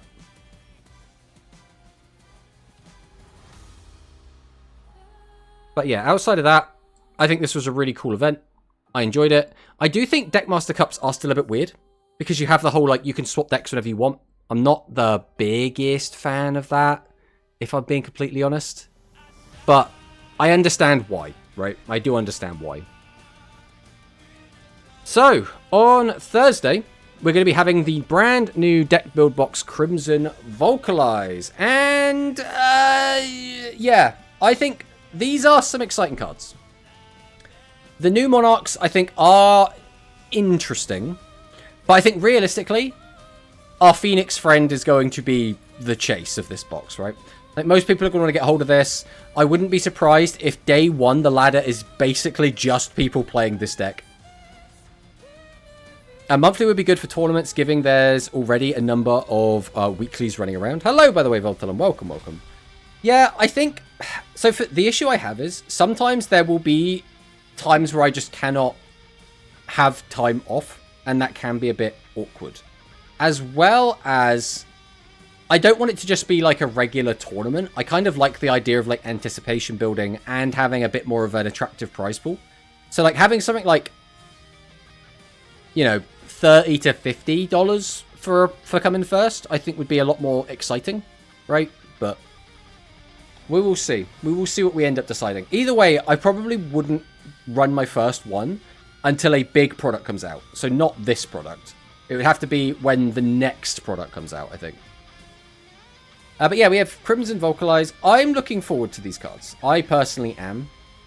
But there are just some decks, I think, that are going to absolutely destroy this deck. Like, I think Aqua, which was already quite popular, is going to absolutely destroy this. which is kind of a bit tricky. Like, again, let me say, TSA, you just get this out the way and then you OTK, right? If you're playing Aqua, you can go Abyss Soldier, bounce this out the way, OTK. So you're going to have to be very reliant on trap cards to save you, whilst also, like, when you summon this out, using 3 cards from your hand, and you're using a discard, usually, for the effect, which is send a fire attribute or pyro type monster from your hand to the graveyard. So that's going to be 4 cards. With this skill, we do get a +1, so we have 2 cards left over. But if you think about that as like, okay, we have Shiny Shady and then a card to discard, suddenly, a little bit tricky. A little bit tricky. Best of 3 tournament, 1 round of Duel Links, 1 round of OCG, 1 round of Super Street Fighter 2, the new challenges. The issue is, I don't think most people can even do, like, quarter circles on the original Super Street Fighter 2. It depends. It depends if you're using, like, original hardware, right? It's there now. I got you 3 versus Despia. I see. But I am looking forward to this. Let's put it that way. So I guess now we'll quickly go over the current meta. We did just have 2 new tournaments in Now Cup and RDL Weekly. We need to update this, actually, and get the other top 8 on here. But for now, it's not there. But we did see some interesting stuff, I guess. Finally, High Tech has got back into a top 4 spot, which is exciting. We've also got Miss Mutton back again from Hikari, but High Tech was actually put here by Yuamu Fan, which is the player that got 2nd place. Was it Yuichiro here? In top 8 of the first Deckmaster Cup. So, who can't do a quarter circle? Doing a quarter circle on the original SNES controller is actually quite difficult. Like, it's kind of a pain in the butt. SF6 modern controls. I've got nothing against the modern controls, right? Because I have some friends that picked up SF6, and they were using the modern controls because they never really played Street Fighter before, and they found it quite, approachable. At the same time, I am just so used to doing, like, full input that I'm like, it would be weird to me to not do, like, quarter circles and half circles, and, if I'm playing Geef, like, double full circle, right? But hello, Jay Strong. Welcome. Depends if we do on keyboard or arcade stick. You'll be surprised. I've never really played on arcade stick. I've always played on a gamepad. I played on arcade stick, like, briefly, but it was like there was a learning curve to it, whereas I had been playing on a gamepad for, like, so long that it just felt really nice. But I also think it depends on the gamepad. When I played Killer Instinct on Xbox One, I was actually surprised how good the gamepad is for Xbox One. The analog stick and how easy it is to do fighting game inputs was so nice. Whereas if I was using, like, an Xbox 360 pad, the stick isn't built for doing quarter circles. So it's got, like, a very wide arc, so your thumb has to do a lot of moving, right? Whereas obviously if you're using a fight stick, you're just moving your wrist pretty much. You'll be surprised. Yuamu Fan burned me to death in top 4. It's gonna happen. It's gonna happen. I play Magneto in MVC3. I would hope I can do a quarter circle. I mean, it depends on, like, the peripheral. Because the reason it sucks to do an SNES is because you don't have an analog stick. So it's like, you have to do very precise timings to get it to work. And it's very different from if you were trying to do it with, like, let me say, an analog stick. That being said, I guess we'll take a quick look at this. I don't know if we have updated this yet. We also haven't... I think we have actually updated that. All right, let's do this then. We'll do this, this, fix this. And then we can come down here and take a look at this. So, actually, Music Princess and Aqua have now kind of evened out, which is kind of interesting. Talking about fighting games brings back pleasant memories. I watched the online tournament scene religiously around Street Fighter 4, Marvel vs. Capcom 3. I was a big Street Fighter 4 guy. I used to watch all of the big tournaments. I was a big Justin Wong fan. We were big into Daigo. We were big into Snake Eyes. I'm trying to think if there's any other, like, big people I followed. Because my mains in Street Fighter 4 were Zangief. I played a decent amount of Ryu. And then I played, was it Gokun? which was like Ryu's Master. I played them as like my main characters, and I adored playing those games. I have such like nostalgic memories of playing Street Fighter 4. Absolutely loved it. After I got slapped by Azirius yesterday, I got on 2XKO. I haven't played 2XKO. I've heard mixed things. Some people really like it, some people don't. Let's go, Justin! Exactly. Ryu, Hadoken. I mean, yeah, Ryu and Ken are very fun, right? They just are. Their movesets are quite simple, but effective. 2XKO is fun, true. I literally haven't touched it. I like the Tekken more. I have nostalgia for Tekken. I don't think Tekken is as good of a fighting game. So I think Tekken has some really good characters. Tekken has some really interesting lore. Tekken has some really good, like, animations.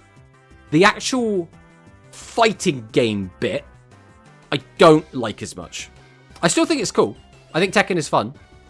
If you're going to put me in a situation where you're going to like, all right, we're going to play a fighting game for the next like 6 hours, I wouldn't play Tekken. I probably wouldn't play Mortal Kombat either. I like Mortal Kombat. It's just I'm not as invested in it as I am with like Street Fighter or Killer Instinct or, I mean, Smash. Although I haven't played Smash in a long time now. You tried the new League card game. No, I haven't. I have a friend who doesn't play card games, and he's now gotten into playing, was it Riftbound? Whatever the new League of Legends card game is called. And he was telling me how he's really been enjoying it. So I am probably at some point going to see if I can play with him. And that'll be my introduction, because he'll already have like decks for us to play with and stuff. So I haven't touched it yet. Alright, and there is the ad break. So we'll just wait for the ads to go away. And while that is here, we will have another sip of water.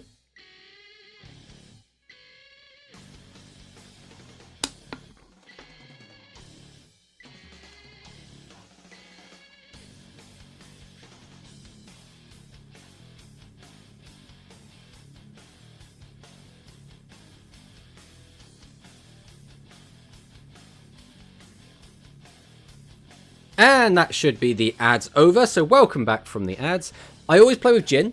So whenever I played Tekken, what was the character called? The last time I played Tekken, I played the butler character.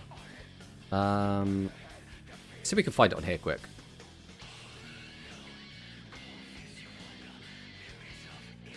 I played this guy. I played Sebastian. But that would have been about 10 years ago. Maybe less than that. Maybe like 8 years ago. But I played Sebastian when I last played. Historically, when I would play Tekken, I would play King, Yoshimitsu, Hwoarang, I think it was his name. Hwoarang? I think that's what he was called. And when I was very young, I used to play Law. And that's kind of my Tekken characters. Obviously, there's stuff like Eduardo, because Eduardo was just like a noob stomper. But like I played a bit of Eduardo as well, right? I like most of the players. There are a few exceptions, but Long Island Joe was always a personal favorite, and Gamer B. Just Long Island Joe. I'm googling this quick.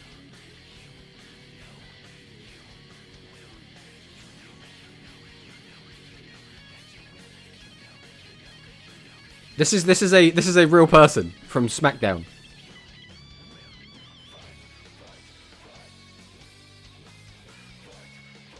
I can do 10 plus combos with Jin. Do you have a deck list of the high-tech deck? That is a question. Let's see if it is uploaded. Am I blind? Have we missed it? No, here it is. Here it is. This is the list that got second place.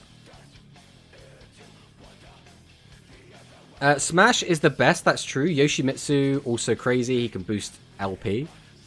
Yeah, Yoshimitsu was always more of a, like aesthetic choice, and he was, like, really crazy. Like, in some of the earlier games, he could do stuff like helicopter, pogo stick, stab himself to heal, teleport. He just felt like he was breaking all the rules, and that was very, like, attractive. Dr. B, best Tekken. Do you have any memory of a Goldfish? I'm talking about fighting game players. Ah... Well, one, yes. And two, you know, you specifically Didn't mention players. You just mentioned watching an online tournament scene. And then we kind of changed the subject. The chopper attack, yeah. Soul Calibur, Yoshimitsu. Oh, Soul Calibur as well, actually. I have a lot of fondness for Soul Calibur. I played a lot of Soul Calibur 2 and 3 back in the day. I played a decent amount of 5, but not like a ton. So, like, we did play some 5, but, like, not a lot, if we're being completely honest. Never liked Soul Calibur. Soul Calibur was cool. Soul Calibur was a bit weird, though, because you had, like, stepping into the foreground, and you also had, like, ring outs, which was a bit weird. A lot of people don't like that sort of thing. Mokushin, Yoshimitsu, and Eddie were my go-to. Oh. The Eddie. Eddie is a weird one. I like Eddie, but Eddie's, like, very strange. In the same way that, like, Yoshimitsu. It feels like you're playing a different game sometimes. The guy that played Eddie back in the day was spamming buttons with Eddie. Yeah, because Eddie was a noob stomper. If you played Eddie, you could just bully people by just mashing, like, the same combo again and again, and people didn't necessarily know how to deal with it. I mean, Eddie still had combos. It's just they were a lot harder to pull off. But yeah, this is how the metas look at the moment. Obviously, we got these three as our top. D-Link Gradius as the next highest. Then we got, like, Pure Gradius. And then we're kind of getting into the weird kind of nitty-gritty. But there's a lot of decks going on right now. And I think we're actually in quite a good meta. I think the only thing wrong with this meta is people don't really like Aqua. Because it's a stall kind of deck. It's kind of an annoying deck to play against. And then they're getting bored of E-Hero Music Princess because they've just existed for so long, right? But in terms of balance-wise, this is actually not a bad meta. Nina was ass. I remember as a kid, I got a PlayStation 1 along with my brother. It was our, like, joint Christmas present. And we got Tekken 2. And I could not get past... I could beat Nina. Nina was fine. It was Jun. I couldn't get past Jun. She was like, I don't know what it was, but I was like, NPC Jun on hard was insane. I couldn't beat it. Just couldn't do it. I like watching fighting games, but I haven't played any in real capacity. The only fighting game I ever good at was Bloody Roar. And by any good, I mean, I actually knew how to make what move come out that I want to come out. I mean, that's fair as well. I mean, if you're interested in it, there's a lot of resources out there to get you into it. You just have to pick one up and play it, right? But I also got the police officer. He was good as well. Are you talking about Lee? I think Lee was the police officer. But then again, there might have been some other police officers in there as well. But with that out of the way, we do have another tournament on today. I'll put it in the chat in case people want to sign up to it. This is Duel Links Dynasty. This is Rush Duel version. So there's a big Rush tournament on today. This is going to be casted by Hikari, I believe. So if you want to spectate, you should go and check out Hikari's stream. I believe Hikari's doing this. I think she did put this on her stream schedule.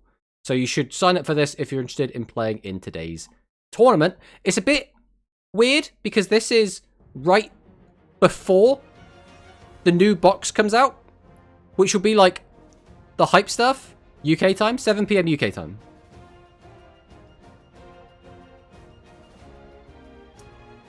I mean, there are speed tournaments like every single day, Julius Caesar. There are speed tournaments every single day. It is very easy to find a speed tournament that's happening. Usually there's some sort of Starry, or there's a Fraud Nexus, or there's a Cloudy, or there's a Meta Weekly, or there's a Grand Prix, or there's a Quantum Daily. Like there are speed tournaments all the time, right? There is always something going on for speed. It's quite easy to just find something. Rush is a little bit more rare. So we have to give the shout-outs to the Rush where we can, especially because we're also a Rush-focused channel.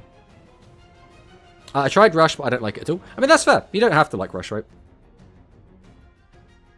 They are late if you live in Europe, yeah. But yeah, I mean, I always like to support the TOs, right? We've always got to give a shout-out to, you know, the Zoroarks. They're all lovely.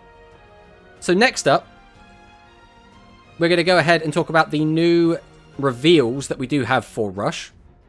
So this is Elemental Hero Plasma Vice, which is, I mean, everyone should already know this card from TCG. It's a good card.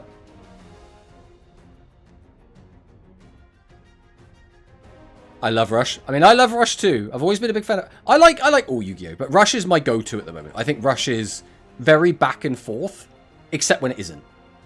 Because I like back and forth. That's what I'm really in it for. Plasma Vice. Oh no.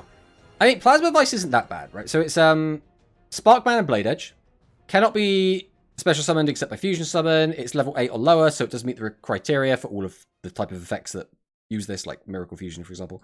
Send one card from your hand to the graveyard, choose one attack position monster on the opponent's field and destroy it. Then this card attacks Pierce for the rest of the turn.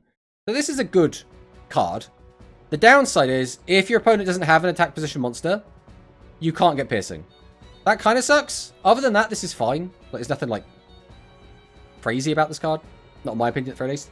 A little nerf, but still pretty good, I would say. Never heard of that card. You've never heard of Plasma Vice? Plasma Vice was quite popular for a little bit. I mean, it was never one of, like, the major heroes, though, I suppose. He's meh. The thing is, the thing you have to remember about Elemental Heroes, the way the deck is supposed to function is you play it like it is a toolbox, right? You're supposed to toolbox your extra deck and then go in there and get whatever piece you need to deal with the current situation. So as a tool in your toolbox, this card's actually pretty good.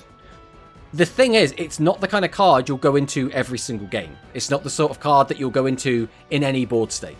Whereas there are some other cards that fit that better. So for example, Burst Wingman is almost always good.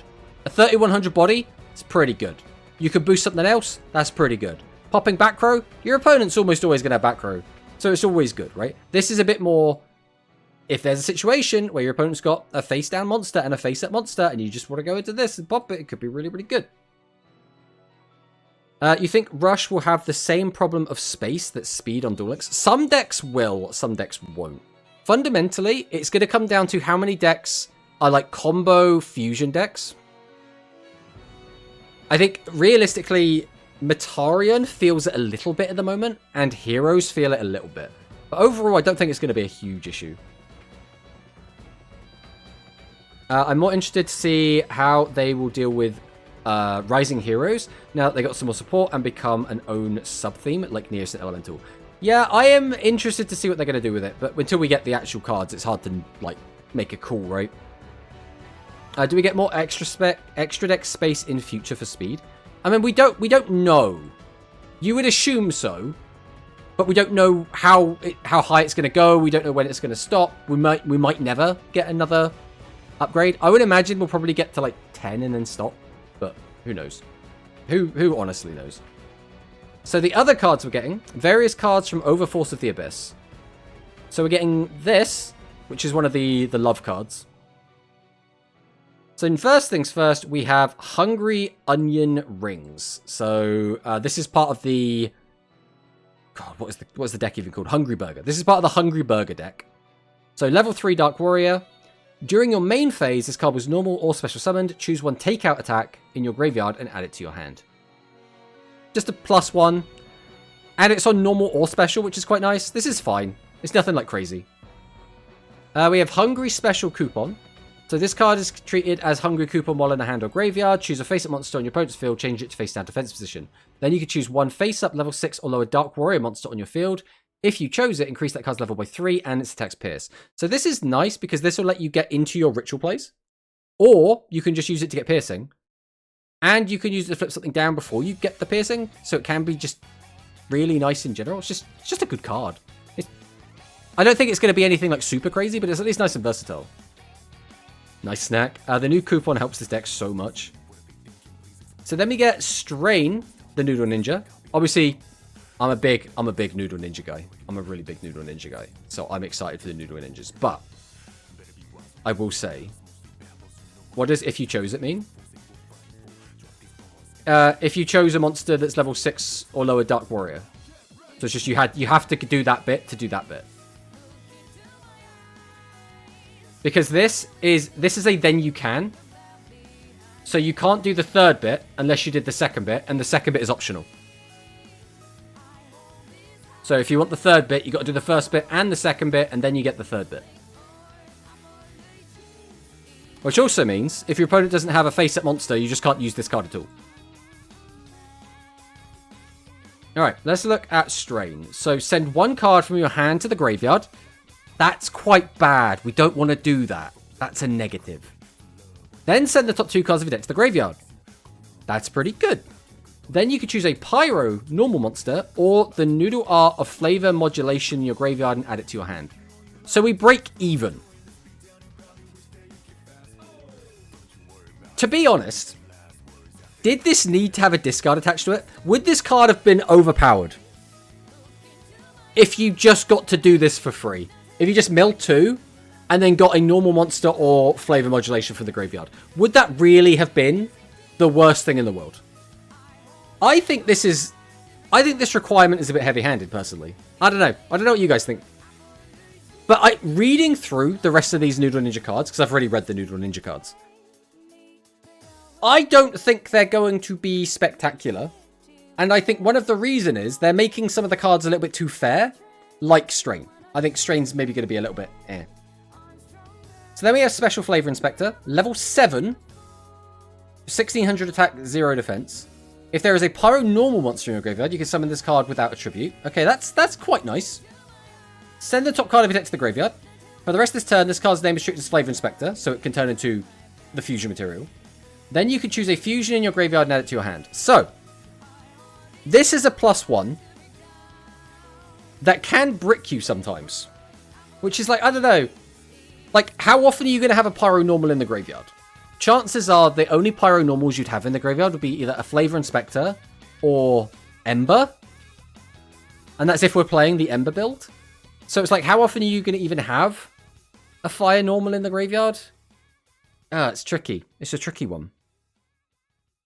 Having to pitch for this effect is so stupid. Only benefit I've seen from the discard is a way to get an Assistant Achi in the graveyard so that Haya's second effect is live. Yeah, I don't know, man.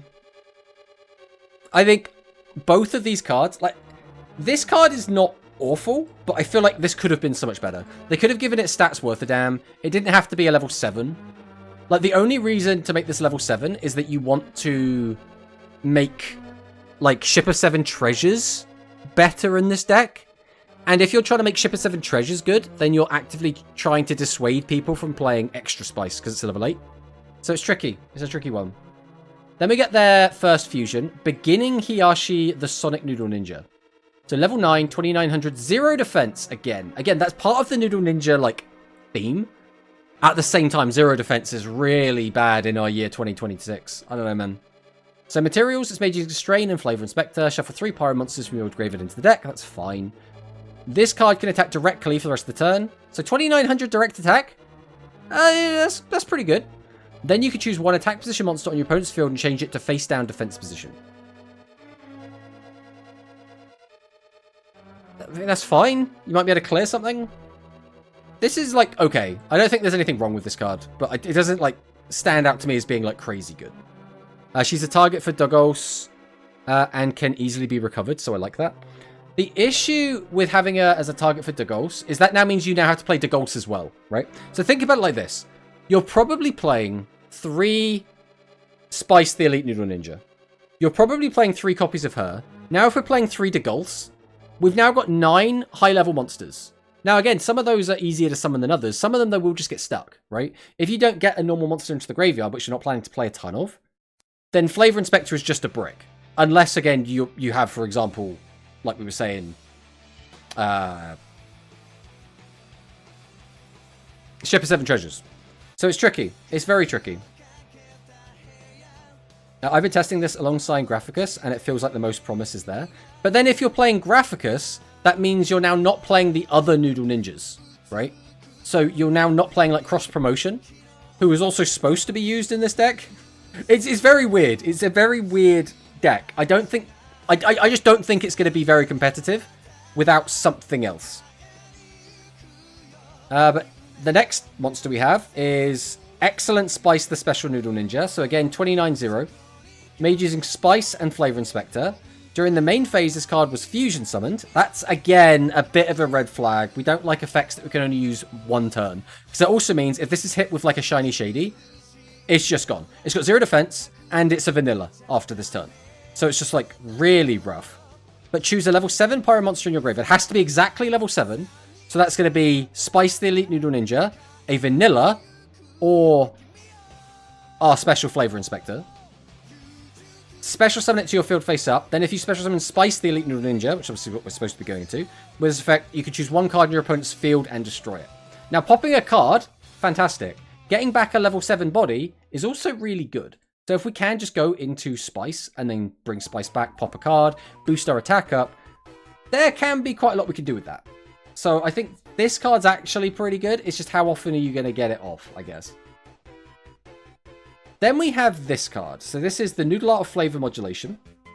During the turn you have not activated the Noodle Art of Flavor Modulation, reveal a Fire Fusion monster with 2900 attack from your extra deck to your opponent. Then declare the name of a material mentioned on that monster. Choose a face-up card in your field. The monster's name is treated as the name declared for this fits requirements for the rest of this turn. So this is, like, interesting. Because we could use this to get out a high-level card. So one of the better cards to get this out you might think it could be Excellent Spice.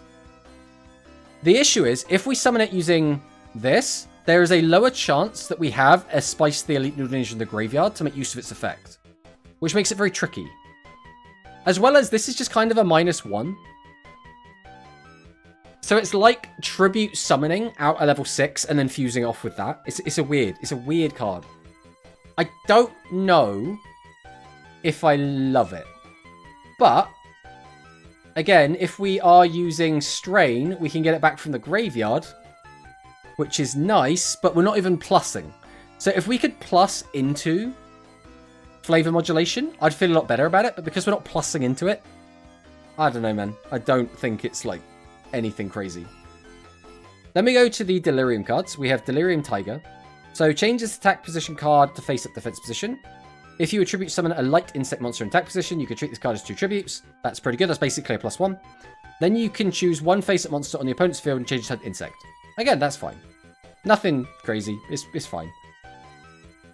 Chromatographicus Worth. I put Affect mine and want to use that vanilla. It depends, right? Chromatographicus gives you more access to the Chromatographicus fusions, which are quite nice, right? I think one of them is just a big ball of attack. One of them, I think, has... I don't even think one of them has piercing, does it? I'm trying to think. Because I think it's actually promotion that has the piercing. Like, there will be some reasons to play it, and obviously not having 0 defense is one of them. Then we have Grace Dog. So if there is another face-up light Aqua monster on your field, send the top card of your deck to the graveyard. Choose one face-up monster on your opponent's field, have it lose 500 attack and defense. I mean, that's fine.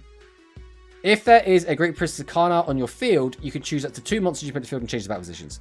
This is actually quite nice. I don't know if we'd play more than, like, 2 of this. Maybe even just as a one-off. Because the battle position changing can be really nice, especially considering we're playing in Grace Princess, which gives us the ability to attack twice.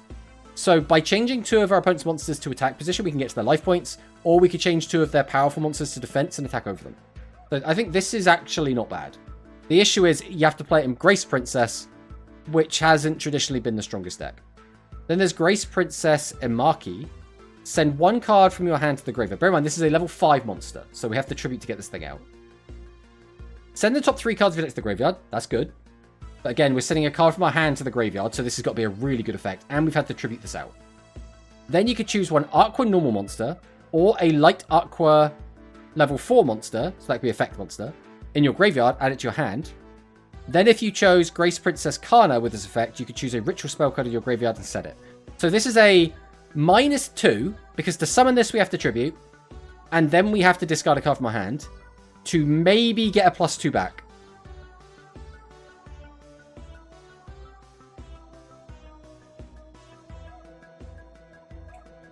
It's nice for consistency. It's not very nice for card economy. That's what I'm going to say about this card. I'm going to eat. I wish you guys a nice day. Ciao. Thanks for stopping by, Julius Caesar. I want Grace Princess to be good. I don't know if this card on its own is going to do that. Let me check out our lovely cards. So we have this one. This is Lovely Ferrisheet. Send 1 card from your hand to the graveyard or field. Field is nice. Being able to send from the field is nice. This card gains 1800 attack. Okay. Until the end of your opponent's next turn. If you activated this effect during the turn this card was normal summoned, you could choose one level 7 or higher fairy monster with 0 attack or one Lovely Clean in your graveyard and add it to your hand.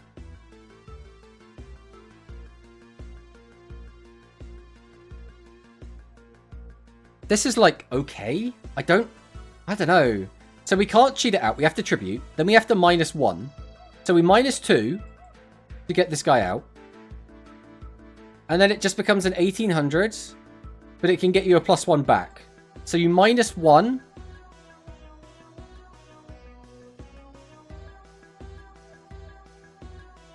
I don't know. Unless I'm not super familiar with the love cards. So maybe one of the, if you get back a card that pluses you, and then you kind of break even in that way, maybe. I hope we get new berry cards soon too, and more support for Blaze Fiends and Abyss Maximum. I don't want any more berry cards. The berry deck, Berry Fresh, is very toxic. It is a very not fun deck.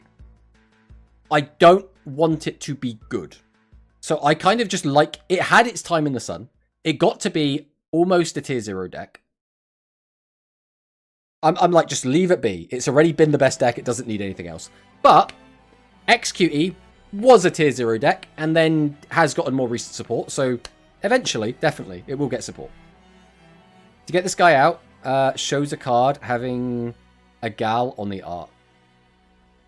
Are you just assuming that this is a female? Come on, Hunter. It's 2026. What are we doing here? Right, next up we have Lovely Clean. So when your opponent normal or special summons a monster, choose up to 3 face-up fairy monsters with an original attack of 0 on your field. Have them gain 1,000 attack until the end of the turn. If there is a face-up all lovely goddess on your field, you can then choose one monster from its field and return it to its owner's hand.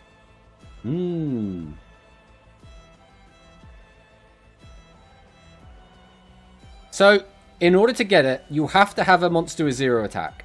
But if you're playing any deck, it has to be a fairy monster, I guess. If you're playing any fairies with 0 attack, this is an option to just play. Okay, you got me, brother, I surrender. The trap's pretty good. I actually think this is pretty good. If your opponent summons out a ritual or a fusion, this is fantastic. Like, it's absolutely fantastic. And most decks are going to be using those cards. Hello, Baz. Welcome on in. How's it going? So the next thing I did want to talk about was something I saw Brad tweet. So this is, Konami has introduced video game guidelines, or video posting guidelines, for the Yu-Gi-Oh! Card game for Japan, maybe global soon. They're forbidding gameplay videos directly on X and Discord. Already? What the fuck? What are we doing with that? Okay. Restrictions on editing content. What do you mean not allowed to edit content? And notes of game audio now being managed by Jarsac for YouTube copyright.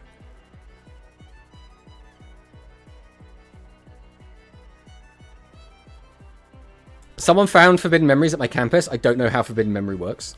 Wait, how do you not know how Forbidden Memory works? You mean like how just the game functions in general? There are no effect monsters. You can combine cards by selecting them from your hand and putting them on the board. Sometimes they'll swirl together and combine. Sometimes they'll just fizzle. Is that the sort of thing you're talking about? The game is very, very grindy because if you win a duel, you get one card. One brand new card.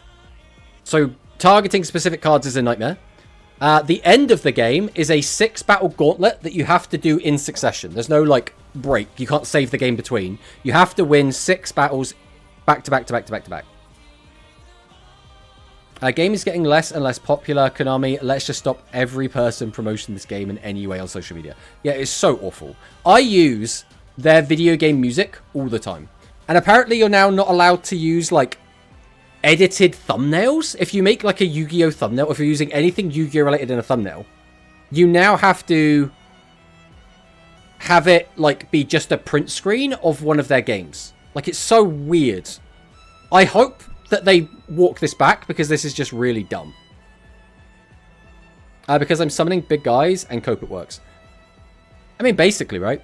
So the strategy that I always used to use as a child, which it turns out is the speedrun strat, is if you combine a dragon monster that is 1600 attack or higher, I think it might have to be over 16, so it might be like 17 or higher, with a thunder monster, you get a twin-headed thunder dragon, which is a 2800 guy. So what I would do is I would grind on Rex Raptor to get a bunch of dragons and a bunch of thunder cards, and then build a deck entirely of those, then if you combine a low attack dragon with a thunder monster, you get a thunder dragon. Then if you combine thunder dragon with like another dragon or another thunder, I think you just got a twin-headed thunder dragon. That's how I played. I just made that over and over and over again. Some people said this is because of VTuber continuing asking them if that's the reason. That's pretty dumb. That is really, really dumb. Because the thing is... Also, hello, Shui, by the way. Welcome, welcome. I can't see this as being anything other than a big negative, right? What are the benefits of this for the community? What are the benefits of this for content creators? It's just all a big, fat negative. Now, it might be all blown out of proportion, or they might walk it back. Those things might happen. In which case... fantastic. But if this sticks up, what if they retroactively hit every video on YouTube that uses video game music from one of their Yu-Gi-Oh video games? All of a sudden, every single video I have ever uploaded will get hit with a copyright strike or with a demonetization. Now, again, demonetizing my old videos, that doesn't really matter. Realistically, my videos aren't evergreen. People aren't going back to watch my old videos. At least most of the time, I don't feel like they would be. So that's not really going to matter. And I don't make a ton of money from the videos anyway. But it is nice to get some supplementary income for effectively my hobby that I do put time and effort into, right? So it is nice to get that. And if they're going to take that away, that's going to be frustrating. Imagine Thunder Dragons in Rush. Oh, I mean, that would be really cool. So what the heck are Guardian Signs? Guardian Signs are... a type chart, right? Think about Pokemon, right? You know, fire beats grass, grass beats water, water beats fire. It's just that. Except the difference is when you're fighting someone that has so if you have the advantage star sign wise, then you get, I think it's a 500 attack boost. And that's it. I think that's literally it. Again, it's been a long time since I played Forbidden Memories. Isn't it too late to hit vids that's already been made? That sounds a bit much. I mean, so they can do what they want. Like, theoretically, they have the right to issue a copyright strike wherever they want to, if they think that it's infringing on their copyright. But, like, for the most part, you just don't do it because it's a dick move, right? But they can if they want. There's nothing stopping them from copyrighting an old video. I'm on my third rewatch of Character Draft.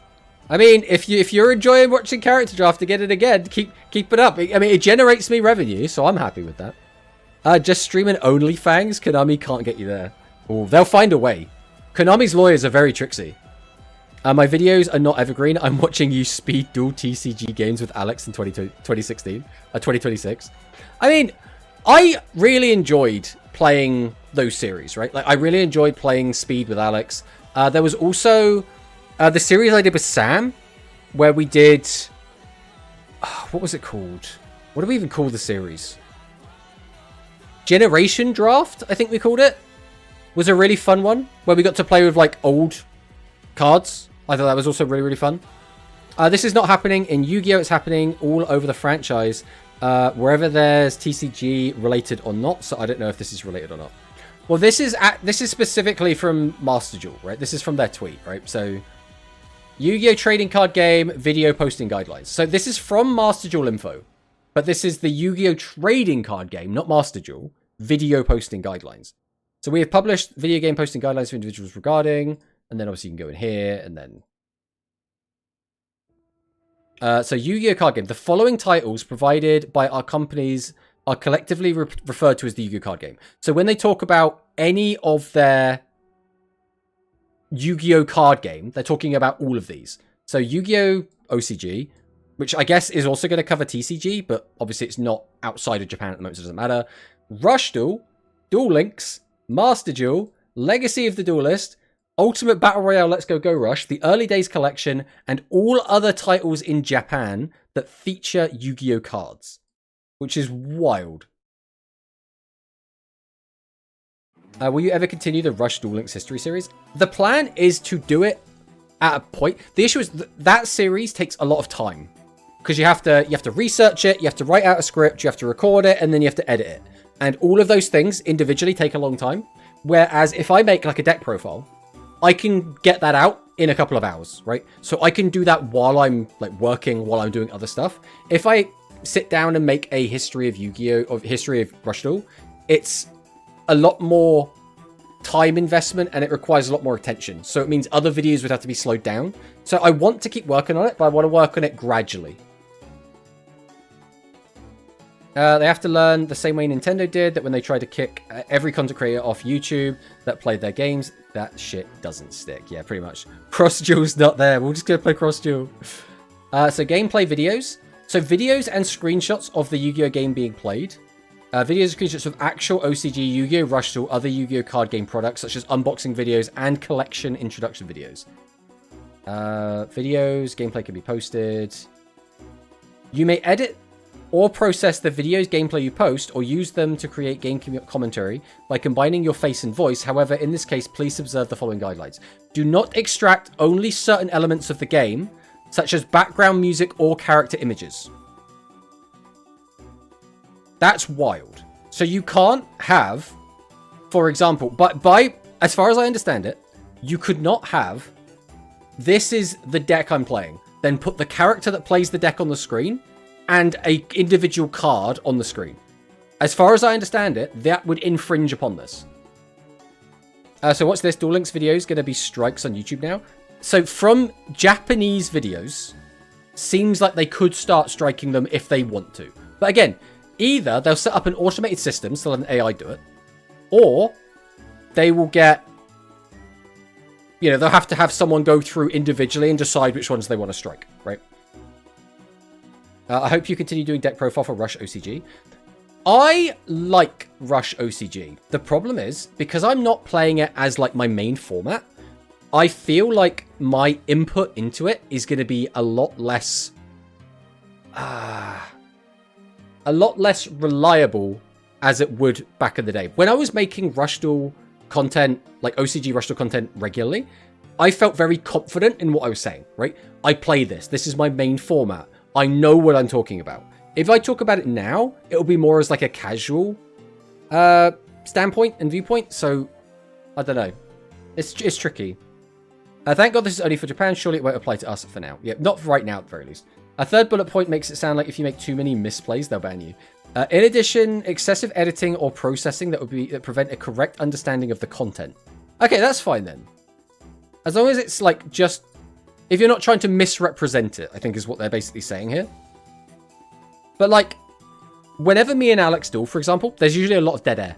So I cut out a lot of like pausing and umming and ahhing and doing that. So, but you know, we never try and misrepresent a game state, right? Do not infringe on the rights of third parties. Okay, that's whatever, right? This is so out of touch, it's insane. Yeah, it's wild. Sites where you can post. So Facebook, Twitch, YouTube, Instagram, TikTok. So no Twitter or X, no Discord. Although I don't even know if Discord counts. It's a weird one. Because it's not a site, but it is kind of a site because there is a website. I mean, I don't know if there's anything else obvious that's missing here. I can't survive duel. That's the point, actually. No Bilibili. But then again, Bilibili is exclusive to China, right? No, Bilibili is China, right? Or is Bilibili like, ooh. Either way, this is a Japanese only thing, so I don't know if that matters. Blue Sky. I don't know if Blue Sky has a presence in Japan. I don't know. I'm out of touch with that. I have no idea. Maybe they intend sites as social media. I mean, maybe. You may only post screenshots on the following sites. However, you may post links to videos posted on YouTube. I mean, they've mentioned them. They're both here. And they count as sites. Because it's following sites. This is just meant to scare people into being good little girls and boys and just waving a Nerf gun in everyone's face and going, we could shoot you and we might, who knows. I think what it's going to come down to is when they do it one time, right? The very first time that they hit someone with a copyright strike, it's going to blow up. It's going to be posted all over Discords. It's going to be posted all over social media. And we're going to know the damage that has been done, right? If they just never do, they never pull the trigger, it's fine, right? Everyone going to migrate to Blue Sky, rip Twitter. Yeah, but you're not even allowed to post anything there. It's not here. If you post on Blue Sky, you'll get banned. Wait, you'll get banned from Blue Sky. I don't know. Konami will strike your video, maybe? I don't even know what they're planning to do, to be honest. Alright, prohibited items when posting gameplay videos. When you post gameplay videos, etc., the following actions are prohibited. Posting for commercial purposes. However, monetization using the system on the video distribution site where the video is posted will not be considered commercial within the interpretation of these guidelines. So that, as I understand it, means you're not allowed to take a sponsor.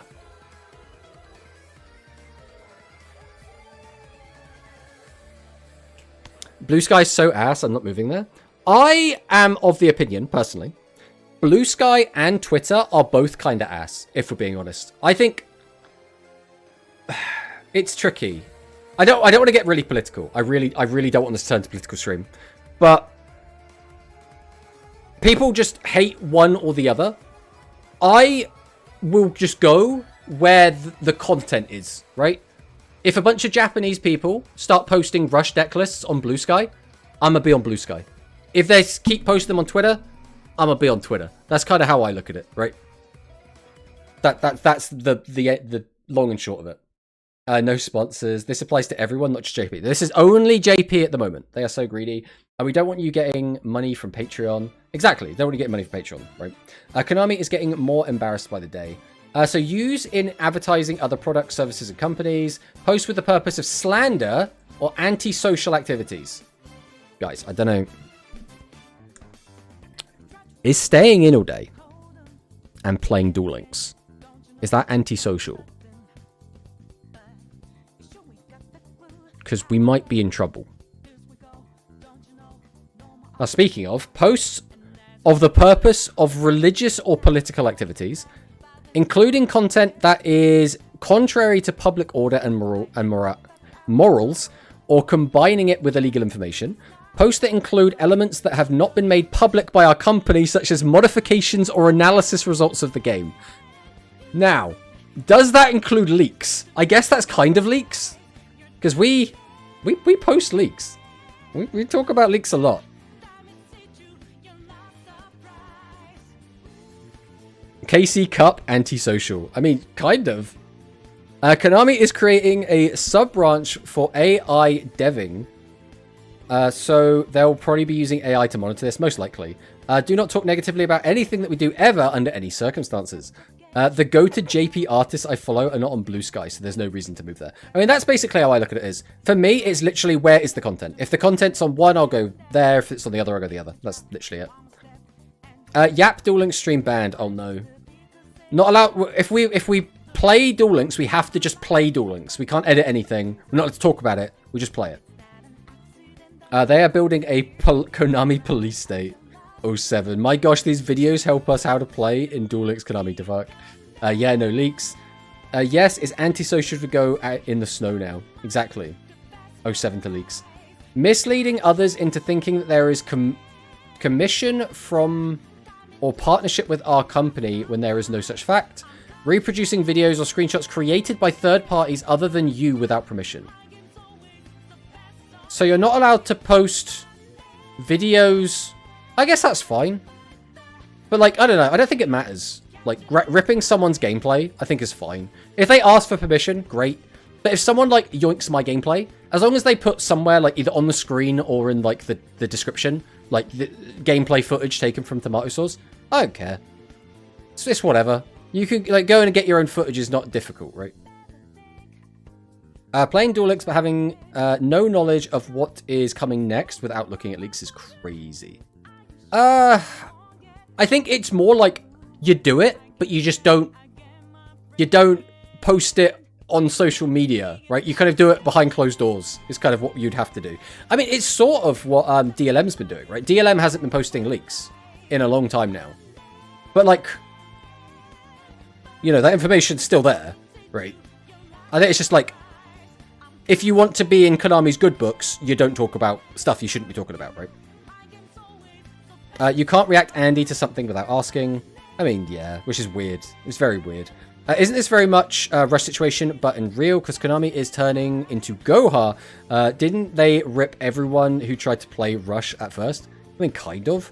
I'm very good, Konami follower. Can't wait for the big reveal of the 6th card in the deck build box. I have no idea what that card could be. Me too. I am very looking forward to seeing what happens. It's going to be good. Please report any gameplay videos or content that violates these guidelines. Please snitch. Please snitch to us. If you could snitch to us, that would be great. We won't give you anything, but please snitch. We will not compensate you for any damages incurred to you as a result of posting gameplay videos or other content in accordance with these guidelines. We do not respond to inquiries regarding the interpretation of these guidelines. We're not going to tell you anything else. We're not going to clarify anything. This game contains music managed by Jarsack, so YouTube may send a notice to the video uploader that a copyright claim has been made against that video that includes music. This does not claim copyright infringement, so there is no need to remove the video. Okay, so you'll get demonetized. They're saying they're not gonna strike you, but they will, you know, hit you with demonetization. Updated from time to time without notice. Please note that gameplay videos you post may be featured on our YouTube channel, official website, and official X account. Okay.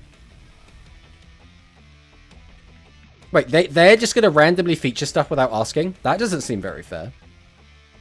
Alright, but anyway, I don't like this.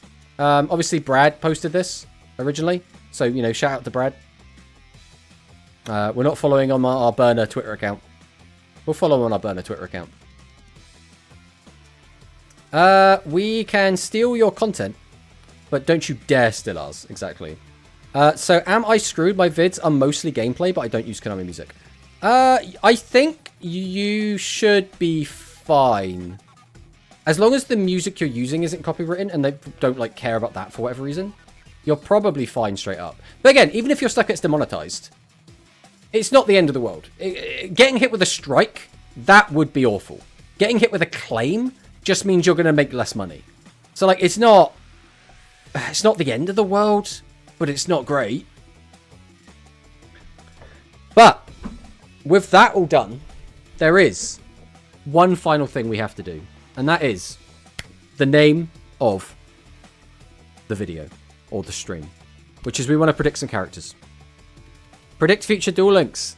The end of Rush service. Predict Yu-Gi-Oh! Card game in future. Rush cards will stop being printed. I mean, maybe. There's always a chance. Hello, Kim friend. Welcome. Losing money isn't the end of the world, Lamel. So, the thing to remember is, like, Shui and me are not enormous channels, right? So I have a rough idea of how much money Shui is making from YouTube. That amount of money is nice to have, for sure. But it is not a world-shattering amount.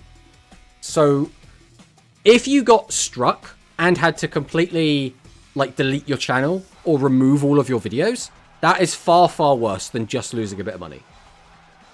Like, it's not a crazy amount of money. So, if it was, like, thousands, yeah, that's going to suck, right? Alright. So I want to go through and predict characters that we think are going to be coming out. So first things first, let's get rid of some characters we already have in. So we already have you. We already have you. You're an NPC. We'll put NPCs down here. Who else do we currently have? You're an NPC. You're an NPC. We have you. We have you. You're kind of an NPC. Is Sebastian just like, or Sebastian, is he just like a regular NPC these days? I genuinely don't know. You're an NPC.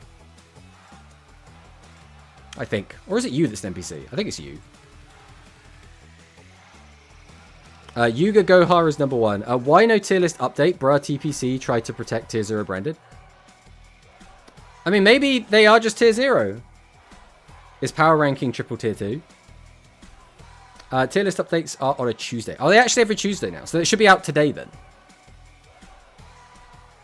The other noodle is an NPC. So is Sabu Ramen, is he an NPC? Or is it just this one? You're playable. We have you. I lose track of which of these girls are NPCs as well. Like, which of the alien girls. You're playable. You're playable. You're an NPC.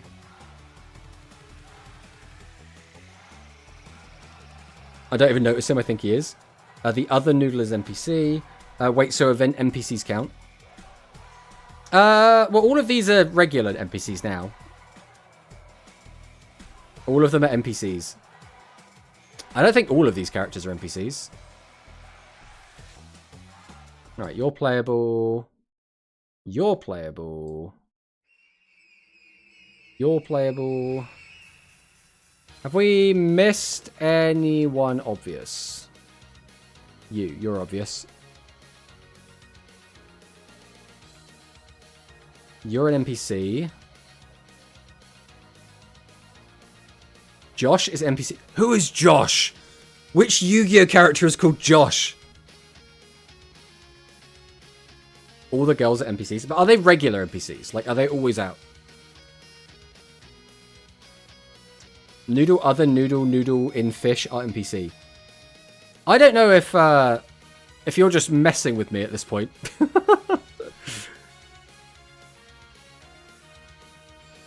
Noodle, other noodle in fish. Oh, talk about this one? So you're saying that's an NPC. Celestia Noodlina. Which one's Celestia Noodlina? Is she even on here? This one. This is Celestia Noodlina. The Beast Gear Kid? Oh, yeah, Yoshio is. You're not wrong. Wait, is his name Josh? He's always been Yosh. He's good Yosh. Oh, right. Josh is close to Yosh. Right. I'm not messing. These are all NPCs. So this noodle guy, is he an NPC as well? I forget if Saburaman is or not. I think he is. The issue is I do like just triple. Like if I show you, right? When I do like random duels now, I just click this. And then whoever's here, that's the only one I see. And then we just do a ×3. So I never really see the NPCs anymore. I mean, we can literally have a look right now, right? We could click the world button. We've got Terza, Fisher Sky, Bocce, Chupataro. And then if we swap over to 7s. Celestia Noodlina, we've got Good Yosh. Goharman. Okay, it looks like that's all of them. Oh, wrong button.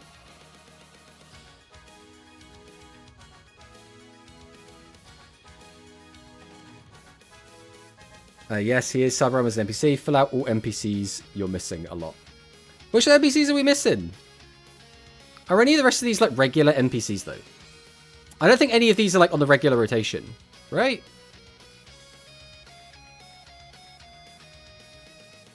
Fish Noodle is a Gohar Cup NPC. Oh, we're not worried about that. We're only worrying about the people that are in the current like regular rotation. I think that's all of them.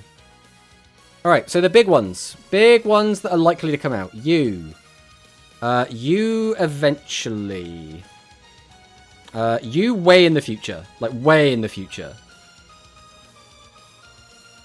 Realistically, we are going to be looking at you way in the future. But I guess you're not actually that far off in the future, to be honest. Like, these are our 2 7s candidates.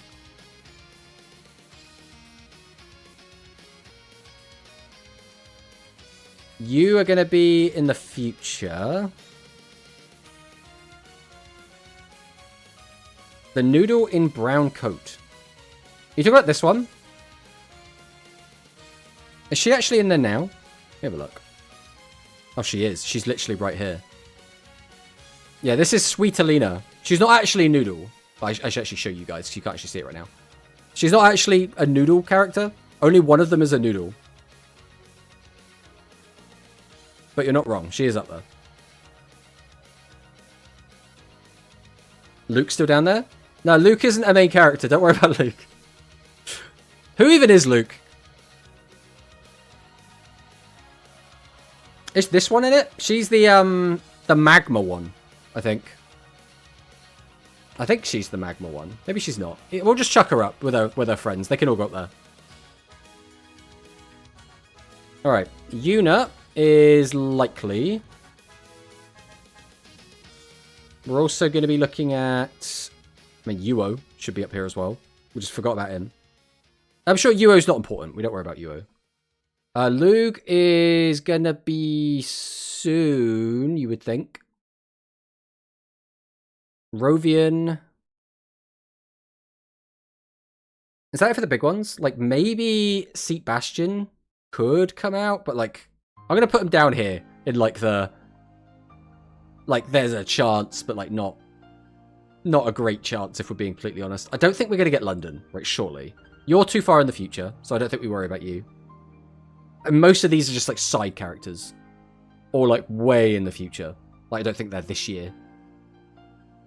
Luke Man we'll put up there as well, because alt styles and all that. Don't let Hikari hear that. Don't worry about that. What Hikari doesn't know can't hurt her. It's fine. Alright, I think these are our likely candidates, right? Is there anyone else we're missing? Like, maybe, like, that guy? But, like, is there a reason to do Yuga again? Realistically? Like, maybe as an alt style, but then the issue is that guy would be a Go Rush character. So it's a bit weird. Neanderstar? Do you think Neanderstar is likely to come out as a playable character this year?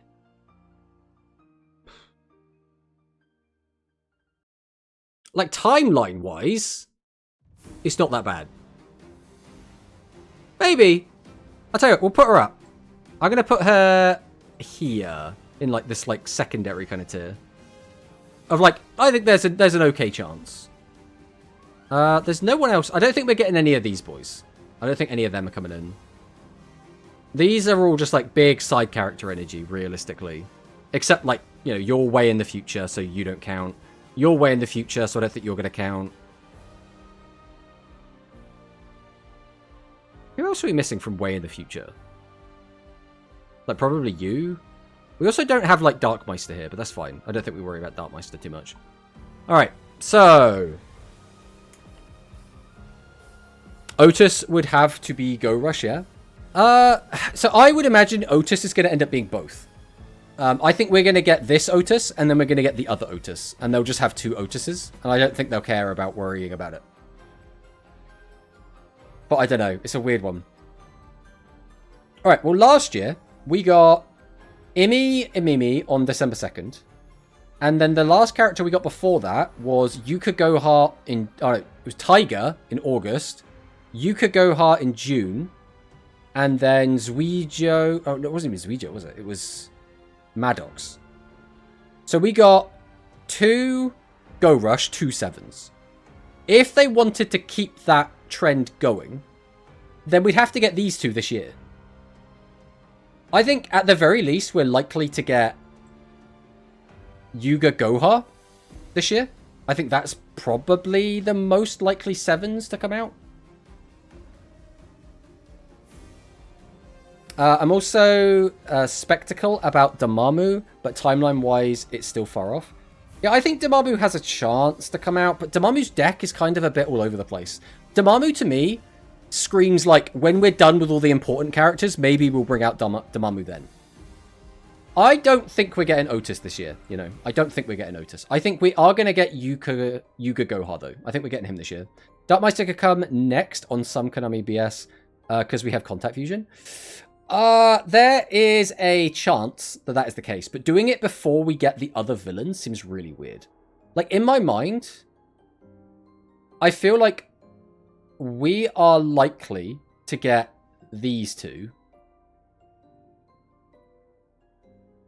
And then I guess Luke? So I think I'm actually gonna say there, right, this might be a bit hopium, guys. This might be a bit hopium.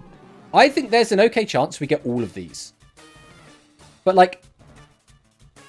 Because this isn't a real character, right? This is an alt style. But I think there is a world in which we get all 4 of these.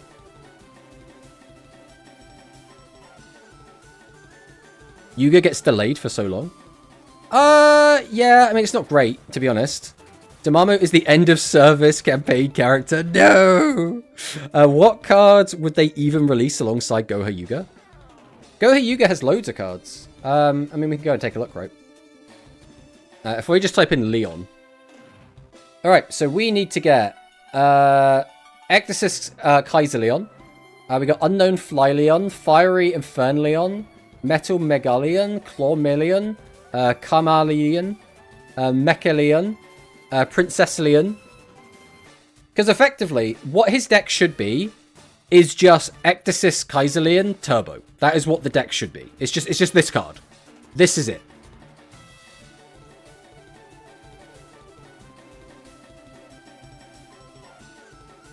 Reborn. Yeah, Reborn's a good one as well. Otis will be next year. So one interesting deck this year. I'm calling it now. More importantly, Roman needs all of her 15 alt styles. I mean, it would be cool. Right, we're in an ad break, so we'll let the ad breaks tick down.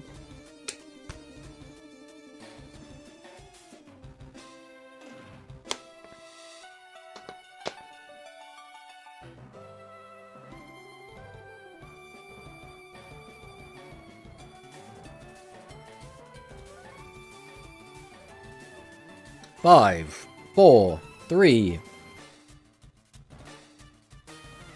Welcome back from the ads. Return for my nap. Welcome back, Victor. How you doing tonight? I'm doing pretty good. I mean, we've been yapping. We've been doing just a good old 2 hours and 50-minute yap session. But what's not to love about the yap? A Mill Turbo, baby. I mean, unironically, this deck was actually reasonably good in OCG. And with a skill, it could be even better. This card is actually really, really good because most of the time, this guy comes out as like at least a 25 and usually bigger, right? F ads, I thought I'm still subbed. I mean, ads aren't the end of the world. It's only 30 seconds, right? Hit the Ecdysis, no problem. Gonna pull Reborn out of my baggy sleeves. The one issue this card has is it's got 0 defense. And we are now in a meta where changing battle position and getting piercing is quite easy, right? We do have things like Charmy, but obviously Charmy's seeing a lot less play. But we still have Music Princess that will happily change this to defense and pierce over it for at least 3 to 4k. Like, I mean, it could be all the way up to 6k, but most of the time it's not going to be. So it's kind of tricky. But this card is still genuinely really good, right? There's still a lot of really cool stuff you can do with it. There's a lot of like trap cards that are really good with it as well. If we go and take a look at some of the other Reptile support cards. I mean, yeah, we could get Rocker Turtoise. I think we might get the Secret Investigators. Or I think they're called Secret Agents now. Yeah, they're just called Agents, which I think is just an awful name. But I think we could get these this year as well. And if we did, we would have to convert Terza into an NPC. Or at least that's what I would like to happen. Fun when you could do Pierce magical thingy that was straight up broken unless you ended it by accident. Change it to defense. Nah, action's just going to reduce it by 2k. Reducing it by 2k is not the end of the world though, right? Because it can go up to like 3, 4, 5k. I mean, it's unrealistic you're going to get it that high, but 3, maybe 4k on a good day. Music Princess Ecdysis, straight Pierce Turbo. Unironically, could work. What else do we have in here? We're going to get the Rappy. You know, shuffle 2 reptiles from your graveyard, gain 500 life points. Excellent. Definitely not antithetical to the strategy. I think there is a good chance, like I say, that we get Yuga Goha. I would actually be surprised if we didn't get him. For Rush, I think it makes sense to get Rovian. And I do think it makes sense to get Yuna. I think, though, what they could do is give us Yuna later and just give us the Lug. Because Yuna is a weird character. When she's first introduced, she just has Yuga's deck. So it's not very interesting. And when she uses her Celebros deck, it's already during the Phaser arc. So theoretically, you would put them like this in terms of like anime release schedule. But it would be really cool to get a double unlock event for both of these characters. The only issue with that is both the characters would be very, very good. Because Celebros is a really powerful deck. And because we've left it so long to give us the Rovian stuff, I think they're going to go straight in and give us the fusion stuff. So if we go and take a look at fusion, Wind, Psychic. I think they're already going to give us some of this stuff. Now, the question is, what are they actually going to give us? I don't think we're going to get Bandiva Duo immediately, because Bandiva Duo is really strong. So this is 3600 attack that's generic, maybe using any 2 level 7 winds, which right now includes Handy Lady. We can send one other card from your hand or field to the graveyard. Gain attack equal to the total number of cards in your opponent's hand and on their field times 300. And then if you have a normal monster in your graveyard, you could destroy a card. This thing is broken, right? Like, kind of nuts, to be perfectly honest. I mean, we could now get Phaser. We could. I don't think we're going to. I think it would have made sense to give us Phaser if they were planning to make a big deal out of Go Rush Maximums. Because they haven't done that, I don't think they're going to make a big deal out of Phaser, which means I think they'll just give us Phaser after they've given us the Lug. And I think they'll give us the Lug after they've given us Rovian. So I think we're more likely just to get Rovian, Lug, and then maybe Phaser next year. Crazy with Handy Lady, yeah. We are in Arc 1 release-wise, and Phaser is Arc 5. It's tricky. Typically, with card releases, they seem a little bit loosey-goosey. They're like, oh, we'll just release cards when their power level kind of makes sense. In terms of character releases, they do still tend to release them anime release schedule-wise. But again, they can break that if they want to. They can do whatever they want, right? Did they give us the Rovian fusion? That is just give us 3 fusions out for free. Corey, subscribe with Prime. Thank you, Corey. Always a pleasure, my friend. Korinoa Kuma 666 just subscribed with Prime. So, better. There we go. Thank you. Always appreciate it. Also, can I get mad about Yuamu having no voice lines with her fusions? You can get mad about that all you want, my friend. I think we're more likely to get these ones. So, Bandiva is made using Fiddlebador and Bandijo, which is effect, draw a card. This card gains attack equal to the number of cards in both players' hands times 500 until the end of your opponent's next turn. If you have 1 card in your hand, you can also destroy 1 card in your opponent's field. This card is still really, really good. But it's not as generic. And it's kind of a weird balancing built in, where either you draw a card, then you gain a load of attack, or you draw a card, and if you had no cards in your hand, so you're not going to gain a load of attack, you get to pop a card. So this is still really, really good, but I think it's more likely to come out. Then there is Plektive, the Dynamoive Deadly Dirge. So this is reveal up to 2 spell cards from your hand to your opponent, special summon level 8 or lower wind attribute psychic type monsters from your graveyard, equal to the number of cards revealed face up to your field. This just gets you out 3 bodies, which is also good, but not broken, right?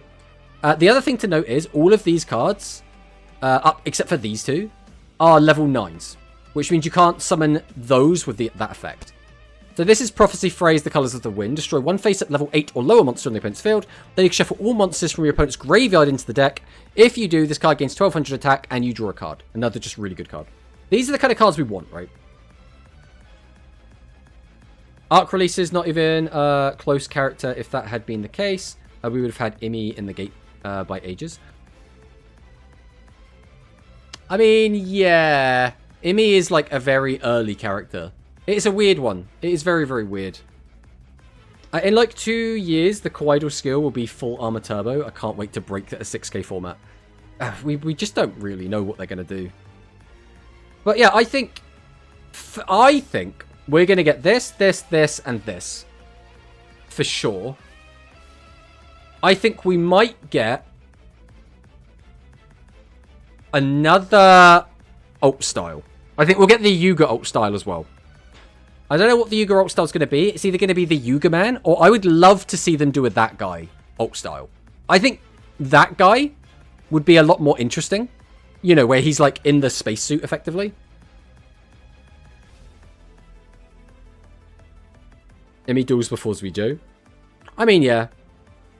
Saying as Konami is following the arc release order at least somewhat, and every single Ghost character so far is from Arc 1, Phaser is Arc 5. It depends, though, where you end the arcs, right? Because in a way, I'm trying to think. No, yeah, you're right. Every single character is Arc 1. Because we haven't got Rovian yet. We haven't gone to Arc 2. I was thinking that there was an Arc 2 character already, but there isn't. Because it's what? It's Yuna, Rovian, George Jersey, and then, like... Where is he? This loser. Who no one cares about. Yeah, I also think they begin breaking the anime schedule and already leaning on the power creep more. We can see that with the alt versions. What else can they give? 7/Dragius, other further magical / the dragon stuff. I mean, they could give us loads of stuff. There's tons of support for those decks, right? London? Oh yeah, London is from that arc as well. I don't think we're going to get London as playable, though. He duels, like, once, maybe twice, and his deck isn't very memorable. It's a cool deck, to be fair. It's a Dark Fairy deck, which is pretty cool. Galaxy, Tennessee, London, Jersey Devil Brothers, Fisher Sukai, The Informant, Nomura, Damas Ranran, Yuna Rovian, Cosmo Menjiburo, for Go Rush Season 2. Yeah. Well, it's like arcs and seasons, right? Because I think Season 2 is the first 2 arcs. Or, yeah, Season 1, I think, is the first 2 arcs. But it's weird with that. But yeah, this is my prediction. I think we're going to get these guys. I think if we're going to get another one, I could see it being another 7s just to like throw something in. So maybe something like a Seat Bastion. I'd be surprised if we got Otis this early. But then again, Otis... The issue is Otis's cards, right? The cards that Otis uses in 7s, they're like the Dark Spellcaster kind of 7s-ish stuff. I can't remember what they're actually called. It's like... What's the fusion monster called? This thing. Magician of Dark 7s. Like, cards like this, you can't... You don't want to wait too long till you bring them out, right? So maybe they will bring this out a little bit earlier. London duels 3 times, technically 4, but we don't see the 4th. Yeah, but if they're completely unrememberable, then who cares, right? Technically we have Fisher Sky, kind of. Yeah, he's an NPC. I think we are getting all variants that are already on 7's World, so London, Providence, etc. I think that London is such a minor character that it would be very strange to bring him out. And the only reason to do so would be to say, look, all of the characters that we already have from 7s have their counterparts. And I don't know if that's a good enough reason. Because, like, Roa is not London, right? Roa is, like, a main character. Bro shows up a lot. He's part of the squad. London has next to no impact on the story whatsoever. He's like, side character through and through, right? Dark 7s are so fun. I do enjoy the deck. I played it a lot. London duels, Pierce Guy, Luke, the other guy that betrayed Rovian, and the Sheep Maximum lady. Well, that still doesn't change the fact he's a side character. Do we need some fairy stuff for Rush? Oh, we do need some fairy stuff. Well, we don't have, like, the light fairy stuff, which was originally Sushiko. We don't have Sushiko yet. Obviously, I don't think we're going to get Sushiko as, like, a playable character, but I could see her being an NPC. And what about Insects? Right, we didn't get her character. Otherwise, we would get Seven's Geas. That card is fine. I think I just merged 2 different comments together. We didn't get her character. Otherwise, we would get some other... someone Insects released. So, Insect-wise, obviously, we don't have... Oh, what's his name, even? I can't remember what this guy's name is. Either way, we don't have him. But we do have his cards. We have most of his cards, like, pretty much all in now. A lot of her cards are anime only. So, we can't have those.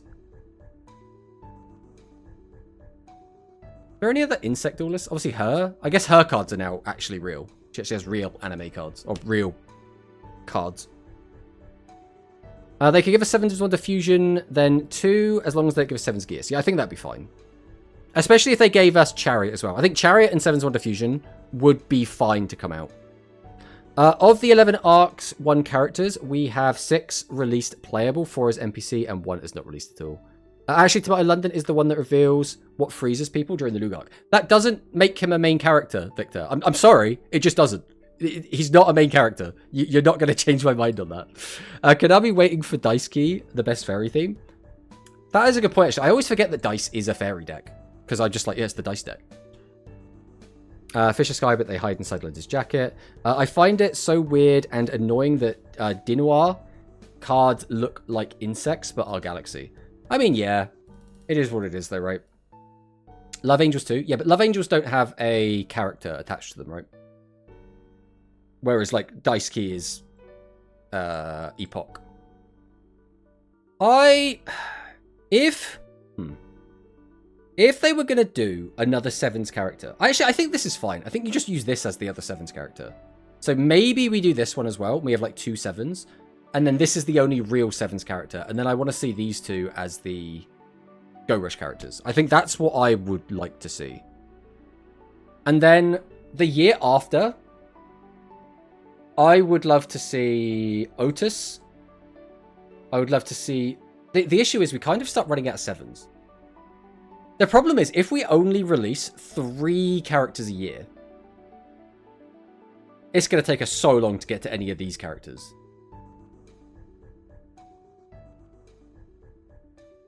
Because I also want to see Terza come in. Like, I want all of these. I want all 5 of these as soon as possible. These are the characters I want. Maybe just list what would happen if we had not have London. We wouldn't have Neanderstar. She only survived because of London. Yeah, again, it is irrelevant. It is super irrelevant. He is not a main character. He does not have enough lines. He does not get enough screen time. His deck is not relevant enough. He is just not going to be a main character. I'm telling you, he is not a main character. 3, how generous. I was hoping for 1. Marguto where? Marguto is like such an unlikely pull. I would love to get Marguto as a character, but it's just not happening, realistically. I feel reasonably confident about these, though. Reasonably confident about these ones coming out this year.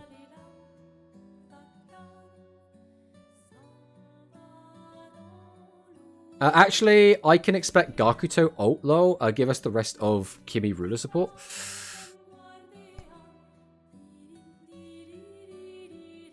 Yeah.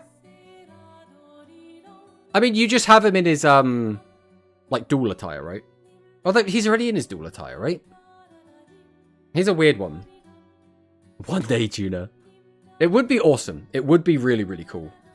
But I'm guessing the Yuga and Lukeman are the 2 data mined alt styles. Yeah. I mean, if they weren't data mined, I still think I would think of... I wouldn't think of Yuga if it wasn't for the data mine, if I'm being completely honest. But the Lukeman, I think this was always on our mind as like, if we're doing alt styles, this could be one. What other alt styles do you think we could get? Because Gakuto's in a bit of a weird one, because he's already in like his alt style. I guess you get like, what was it, Gaku G? Like his rapper outfit or whatever it was.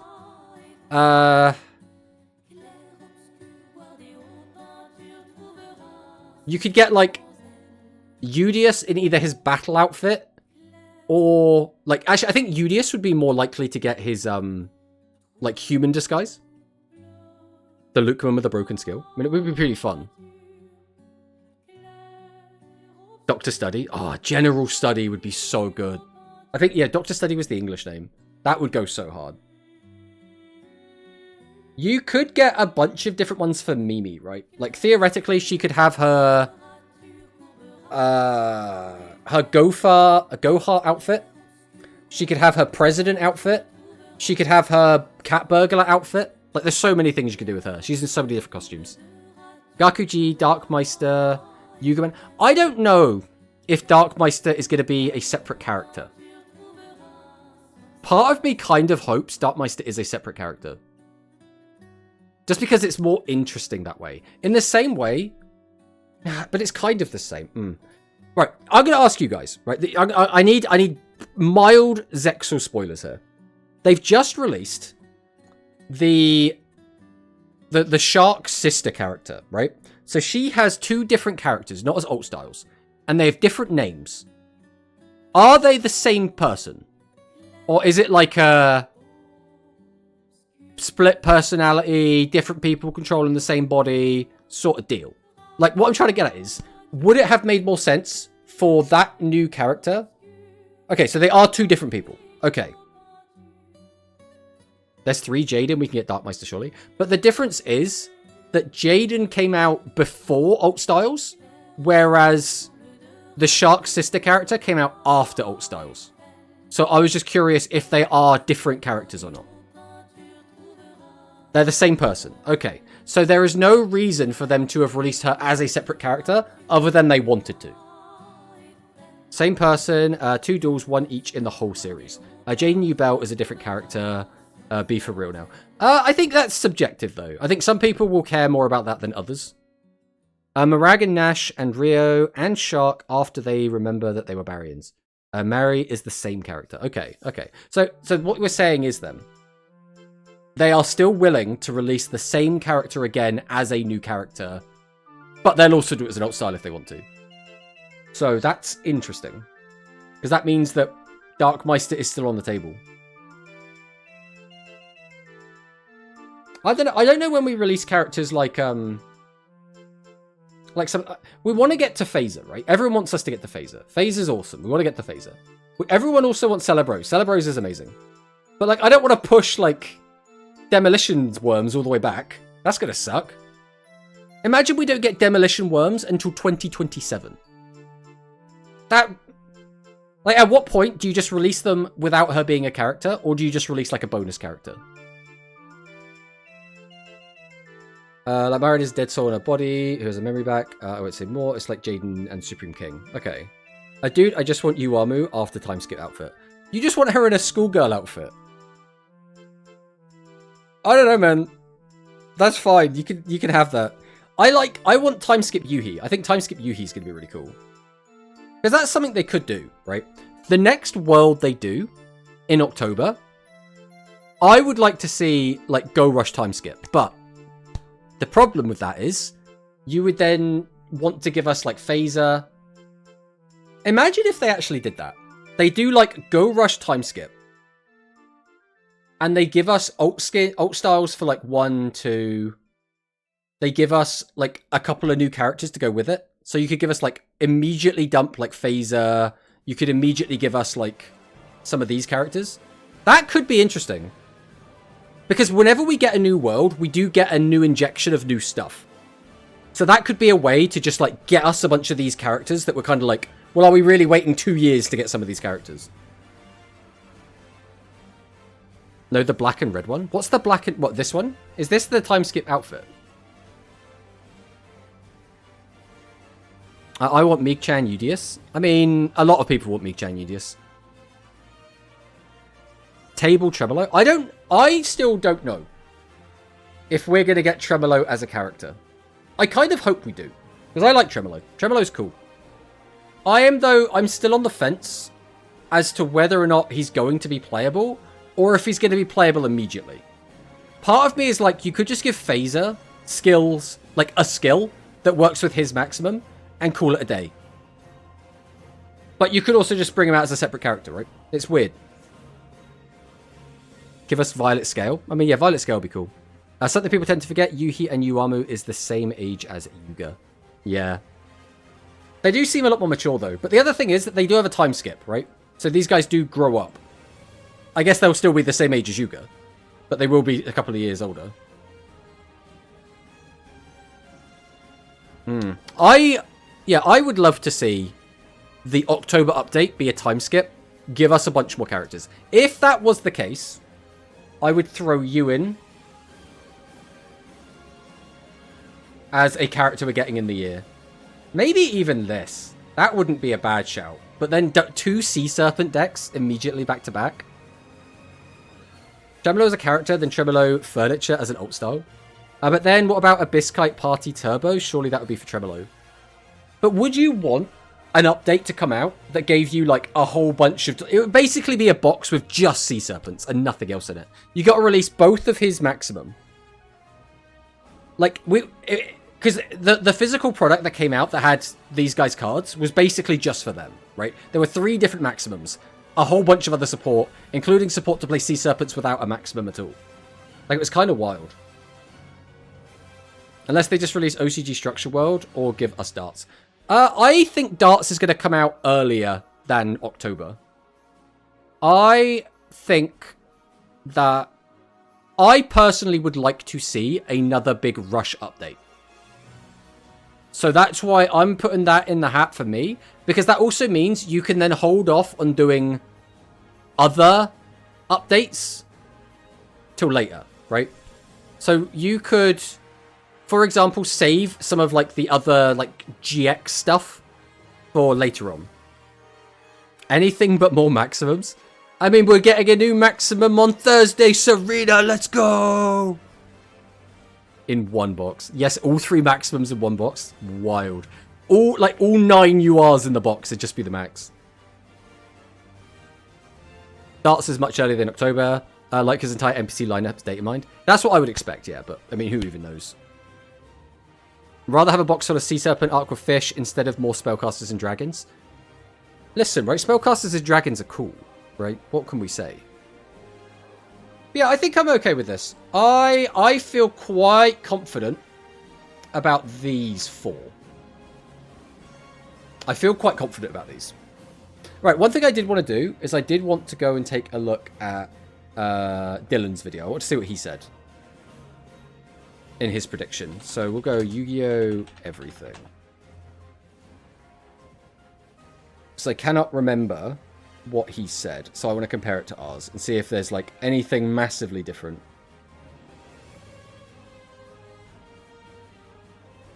All right.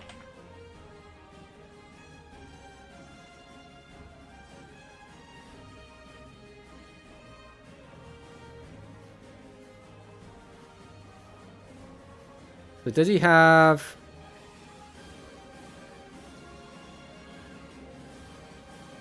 Okay, so he does go through one by one. Right, let's go through and have a look. So, we already knew the January... So he's done both, right? He's done both formats, so his is going to be a lot more. Alright, so he's saying March. Also, I'll post this video in case everyone wants to watch this.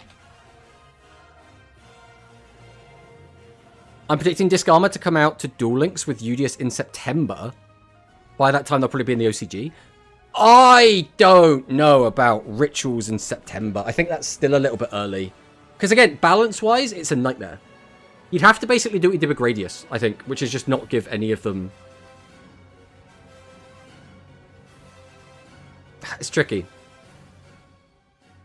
Because originally it felt like they were fast-tracking us. As soon as they released the Galaxy Fusion box, it was like, oh, we're speedrunning now. But then after that box...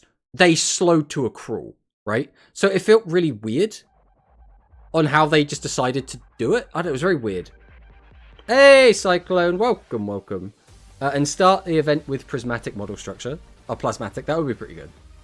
But yeah, so he's saying March for this. I don't know... I mean, maybe. I mean, they could release this at any time. I don't really have a good time frame for when I think they're going to get released, but... Alright, that was his April, May, June. Nothing in July because it's Worlds. Then he did August. September. Bro, where are the Rush characters? Alright, November was Rovian, but I think he was saying about a double event. So unlocking both of these at the same time. I think they could do that. Like, you could just give us the Celebros early, that's fine. Like, the character was introduced earlier, it's fine, it's whatever, right? Hello, VJam! Welcome, welcome on in. We just got Contact Fusion. There is a massive, massive, massive, colossal difference between Rituals and Contact Fusion. Trying to say they are the same thing seems so disingenuous, right? Like, one is an entirely new mechanic that adds a brand new card type. In fact, 2 new card types in Ritual Monsters and Ritual Spells.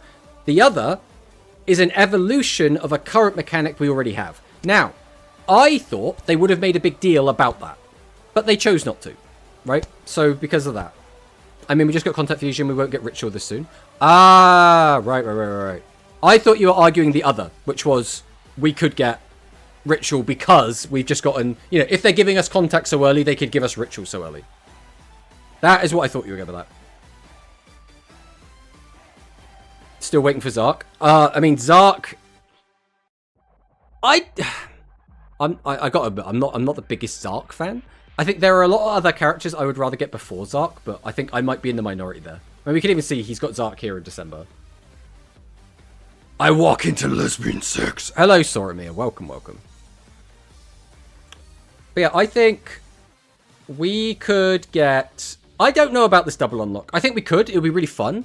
I think doing double unlock events will also let us fast track getting where we want to go. Having double characters is good for us as consumers because we get double the gems, we get double the skills, we get double the everything. So double unlocks are fantastic for us, which is almost why I don't think we're going to get them. Super Saiyan God Rovian? No way. Never underestimate Super Saiyan God Rovian.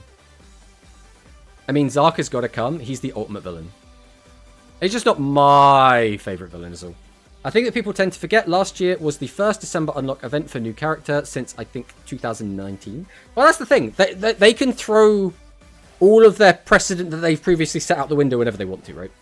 Zarkmas, but for real, though, I'm only waiting for Pen Magician plus Supreme Kings. I like the cards. I just don't like Zark, is all. Rain and Rido are 2 styles for 1 character. There you go. But yeah, so that was it. So Dylan's list is 2 rush unlocks, and one of them is a double unlock.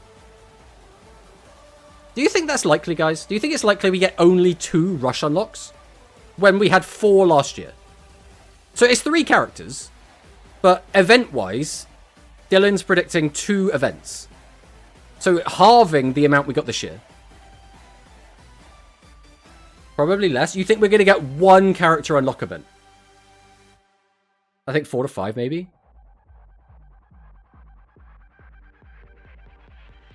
I'm thinking 3 characters the whole year.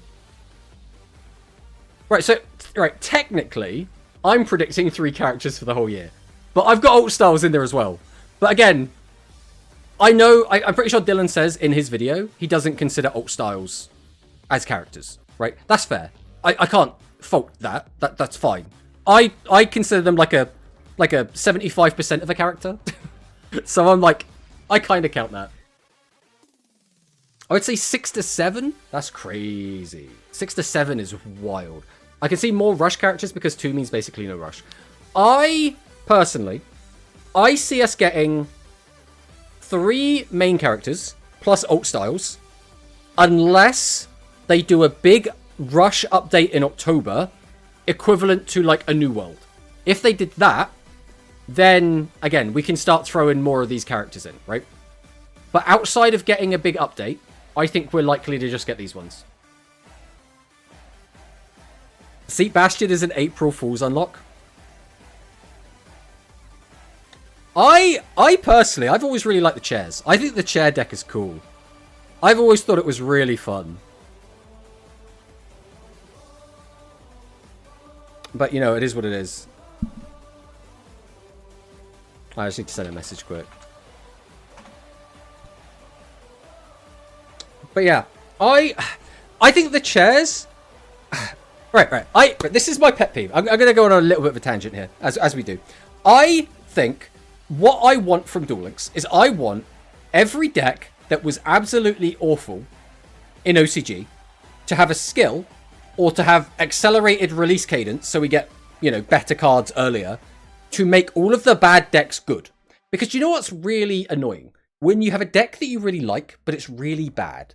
And then someone tells you, hey, there's this other place where they're going to re-release all the cards again, but they're going to give skills and they're going to release some cards early. And what that means is some decks that were really bad are now going to be really good. And then you find out your deck is still bad again. Like, any Beastgear fans? Any Beastgear fans in the chat?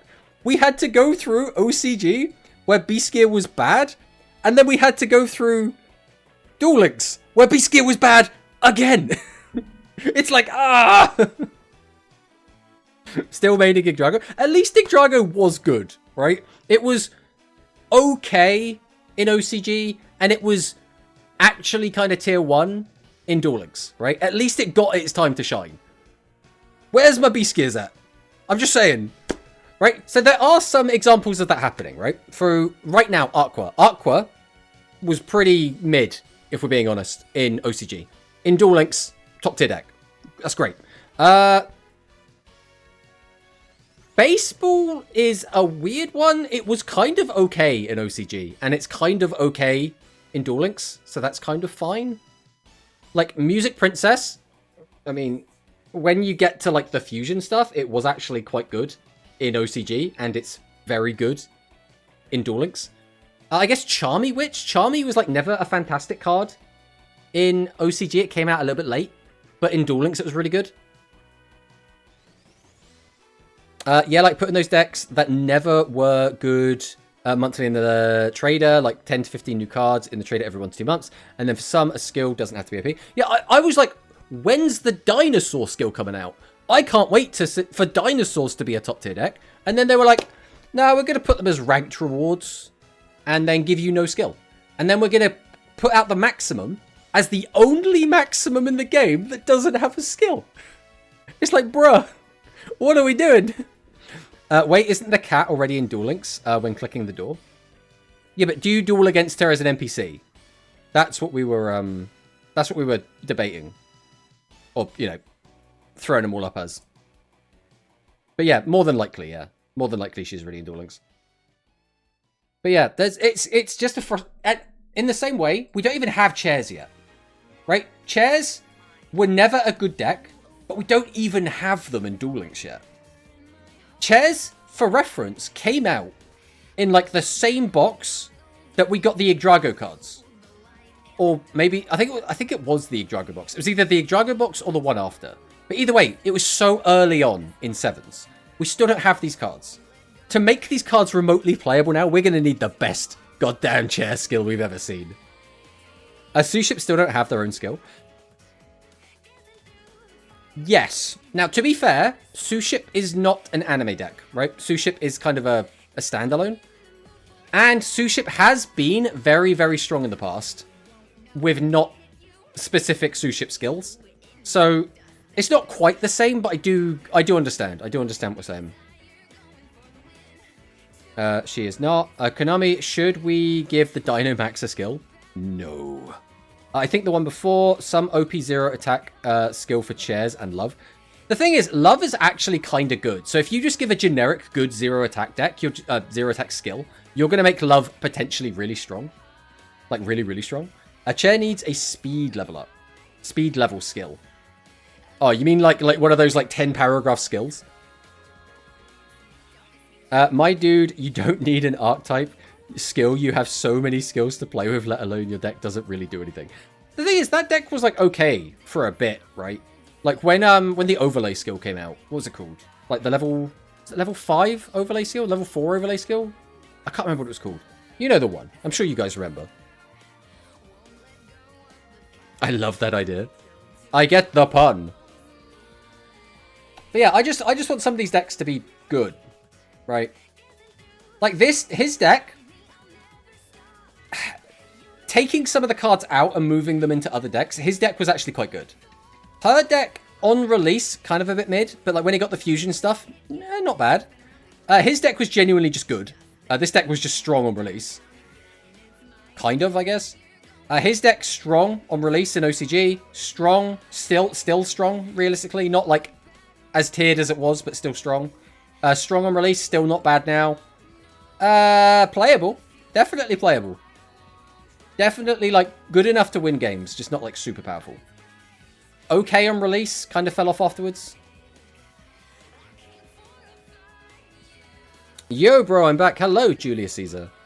Just watched Yu-Gi-Oh! Everything. His argument for GX revamp is solid due to the whole anime remaster thing, but I don't think I agree with Konami pulling the plug slowly on Rush format. It's more that we could get our character count increased after the whole Speed Mania. The thing is, I think a reason why last year feels a lot worse for Rush compared to the previous years is because our first year, we had Seven's World Launch. So we got a bunch of characters immediately, a big injection of cards, a big event, big fanfare, great. The second year, we got the Go Rush World Launch. Exactly the same. Massive update, loads of new characters, da-da-da-da-da. Then we had last year where we didn't get a Rush update.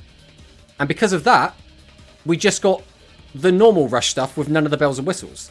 So I think I understand the idea of it feels like Rush got a lot less, because it did. So that's why my gut feeling is we're going to get a Rush update in October, and then they're going to save like a GX update, for example, till the year after, because I think they're trying to plan for the longevity of the game, and trying to like spit it all out at once is not going to be great. I think what would be good is if they try and do like speed rush. The issue being there's not really much Rush left to do, right? We can have like our time skip from Go Rush. Then what? Like, we're not probably going to do a whole update for, like, going back to the Sengoku period, right? I don't think that's going to be an update, like, a world update. The Barrier and the Guard saw a lot of play when released. I mean, yeah. What is this tier list? Hello, Bisma. So we are trying to predict which characters we think are likely to come out this year. So B is just all the characters we currently have. C is all of our NPCs. A are characters that I think there is a slim chance, but S are, like, our actual predictions. So we're predicting we're going to get Yuga Goha, we're going to get Rovian, we're going to get the Lug, and we're going to get Lukeman. These are my predictions. But if we did get a big Rush update, I could see us getting like these three. Or maybe these three.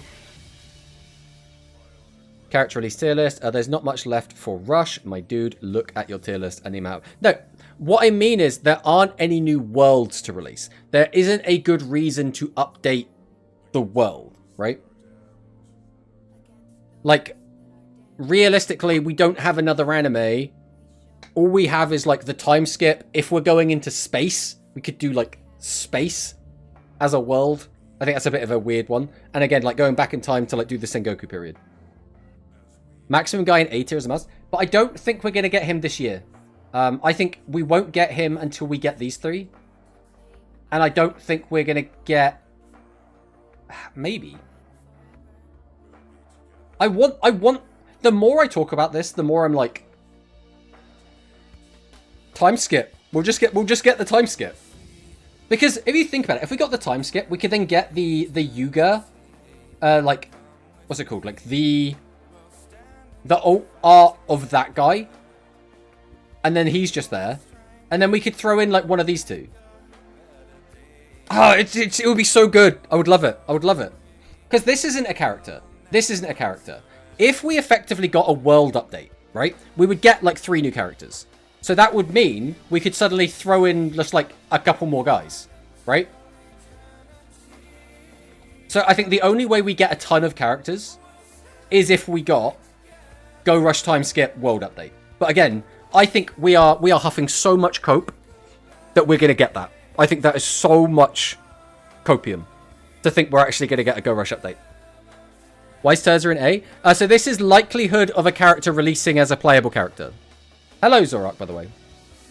And guys, don't forget. Sign up for the tournament.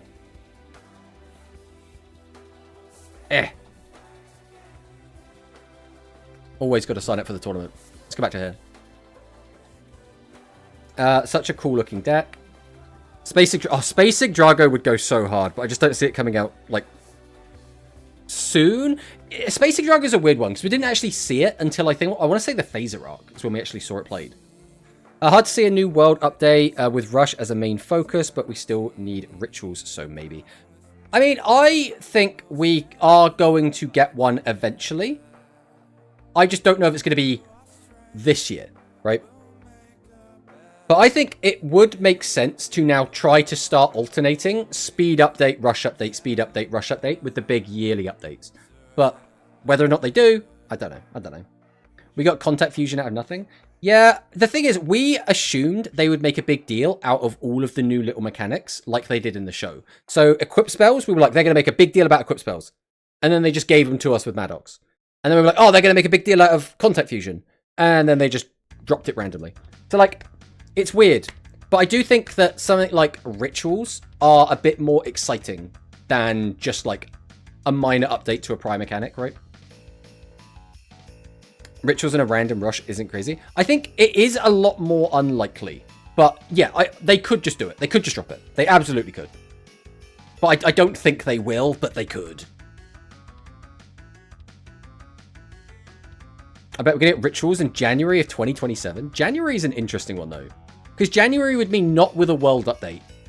And if you're going to do a massive, like, like, balance-shattering update, usually that happens in, like, April. Because you do it just before Worlds, right? That's usually when you would do that sort of thing. Even one sec later, we didn't see him till Arc 6, the tournament arc. Damn. Well, we saw him, we just didn't see him duel, right? You know that Yuga Gohan next, like, 2 months, then Rovian, Luke double unlock. Oh, you think double unlock for Rovian Luke, not Rovian Yuna. Okay. Then skip world update with Yuhi Yuamu Phaser. That would be great. I would love that personally. Then Yuna December or early 2027. I like that. I think, again, it's very, very cope. Because we're still talking about this magic update we're going to get. I don't think we're likely to get these two as a double unlock. There's just not really much going on there to make them into a pair. They don't really have a lot in common. So I don't know about that. But, like, I would love that if that did happen. After Nash, we only going to get Rush characters this year, Trust. I don't think that's happening either. I think that's also a giga amount of cope. The first duel of Zion was great. Udius in front of the Epoch Mansion. Yeah, I remember that one. Because he also duels against... Does he duel against the Luke later on? I'm trying to remember now. Because Zion has a couple of duels. I just can't remember who they're against. Yes, later. Okay. I think I remember that one being really good. Yeah, later. He does. I don't know. I'm worried about Konami only releasing build boxes for Rush. We went from a main box to mini box to super minis and now to only builds. I mean, it's not fantastic, right? But if we go to, like, the product releases, we are still getting minis. The issue is, I mean, we're literally about to get another deck build. This is what we don't want to see. We don't want mini, deck build, mini, deck build, deck build. If this is the trend we're going down, this is awful. Like, really bad. Now, the one saving grace is it's only been 20... It's only going to have been 24 days. That's not even a good saving grace, if we're being completely honest. Now, realistically, if this is the trend we're going to go with now, this is going to suck. Because, like, you could even extend it to here. It depends how we count a selection box. But again, if we keep doing mini, deck build, mini, deck build, that's going to absolutely suck. They're discontinuing speed after March due to overwhelming levels of cringe. I don't think that's going to happen, you know. I think we're pretty much going to keep Rush and Speed for the long haul. But yeah. Like I said, I think we're likely to get these ones. That is my prediction. So, with that said, and we'll see if there's anyone we can raid. We are going to be heading into ending the stream soon. So we'll see if there is anyone to raid. I don't know if there's anyone actually online. There's no one, like, really in the Duel Links section.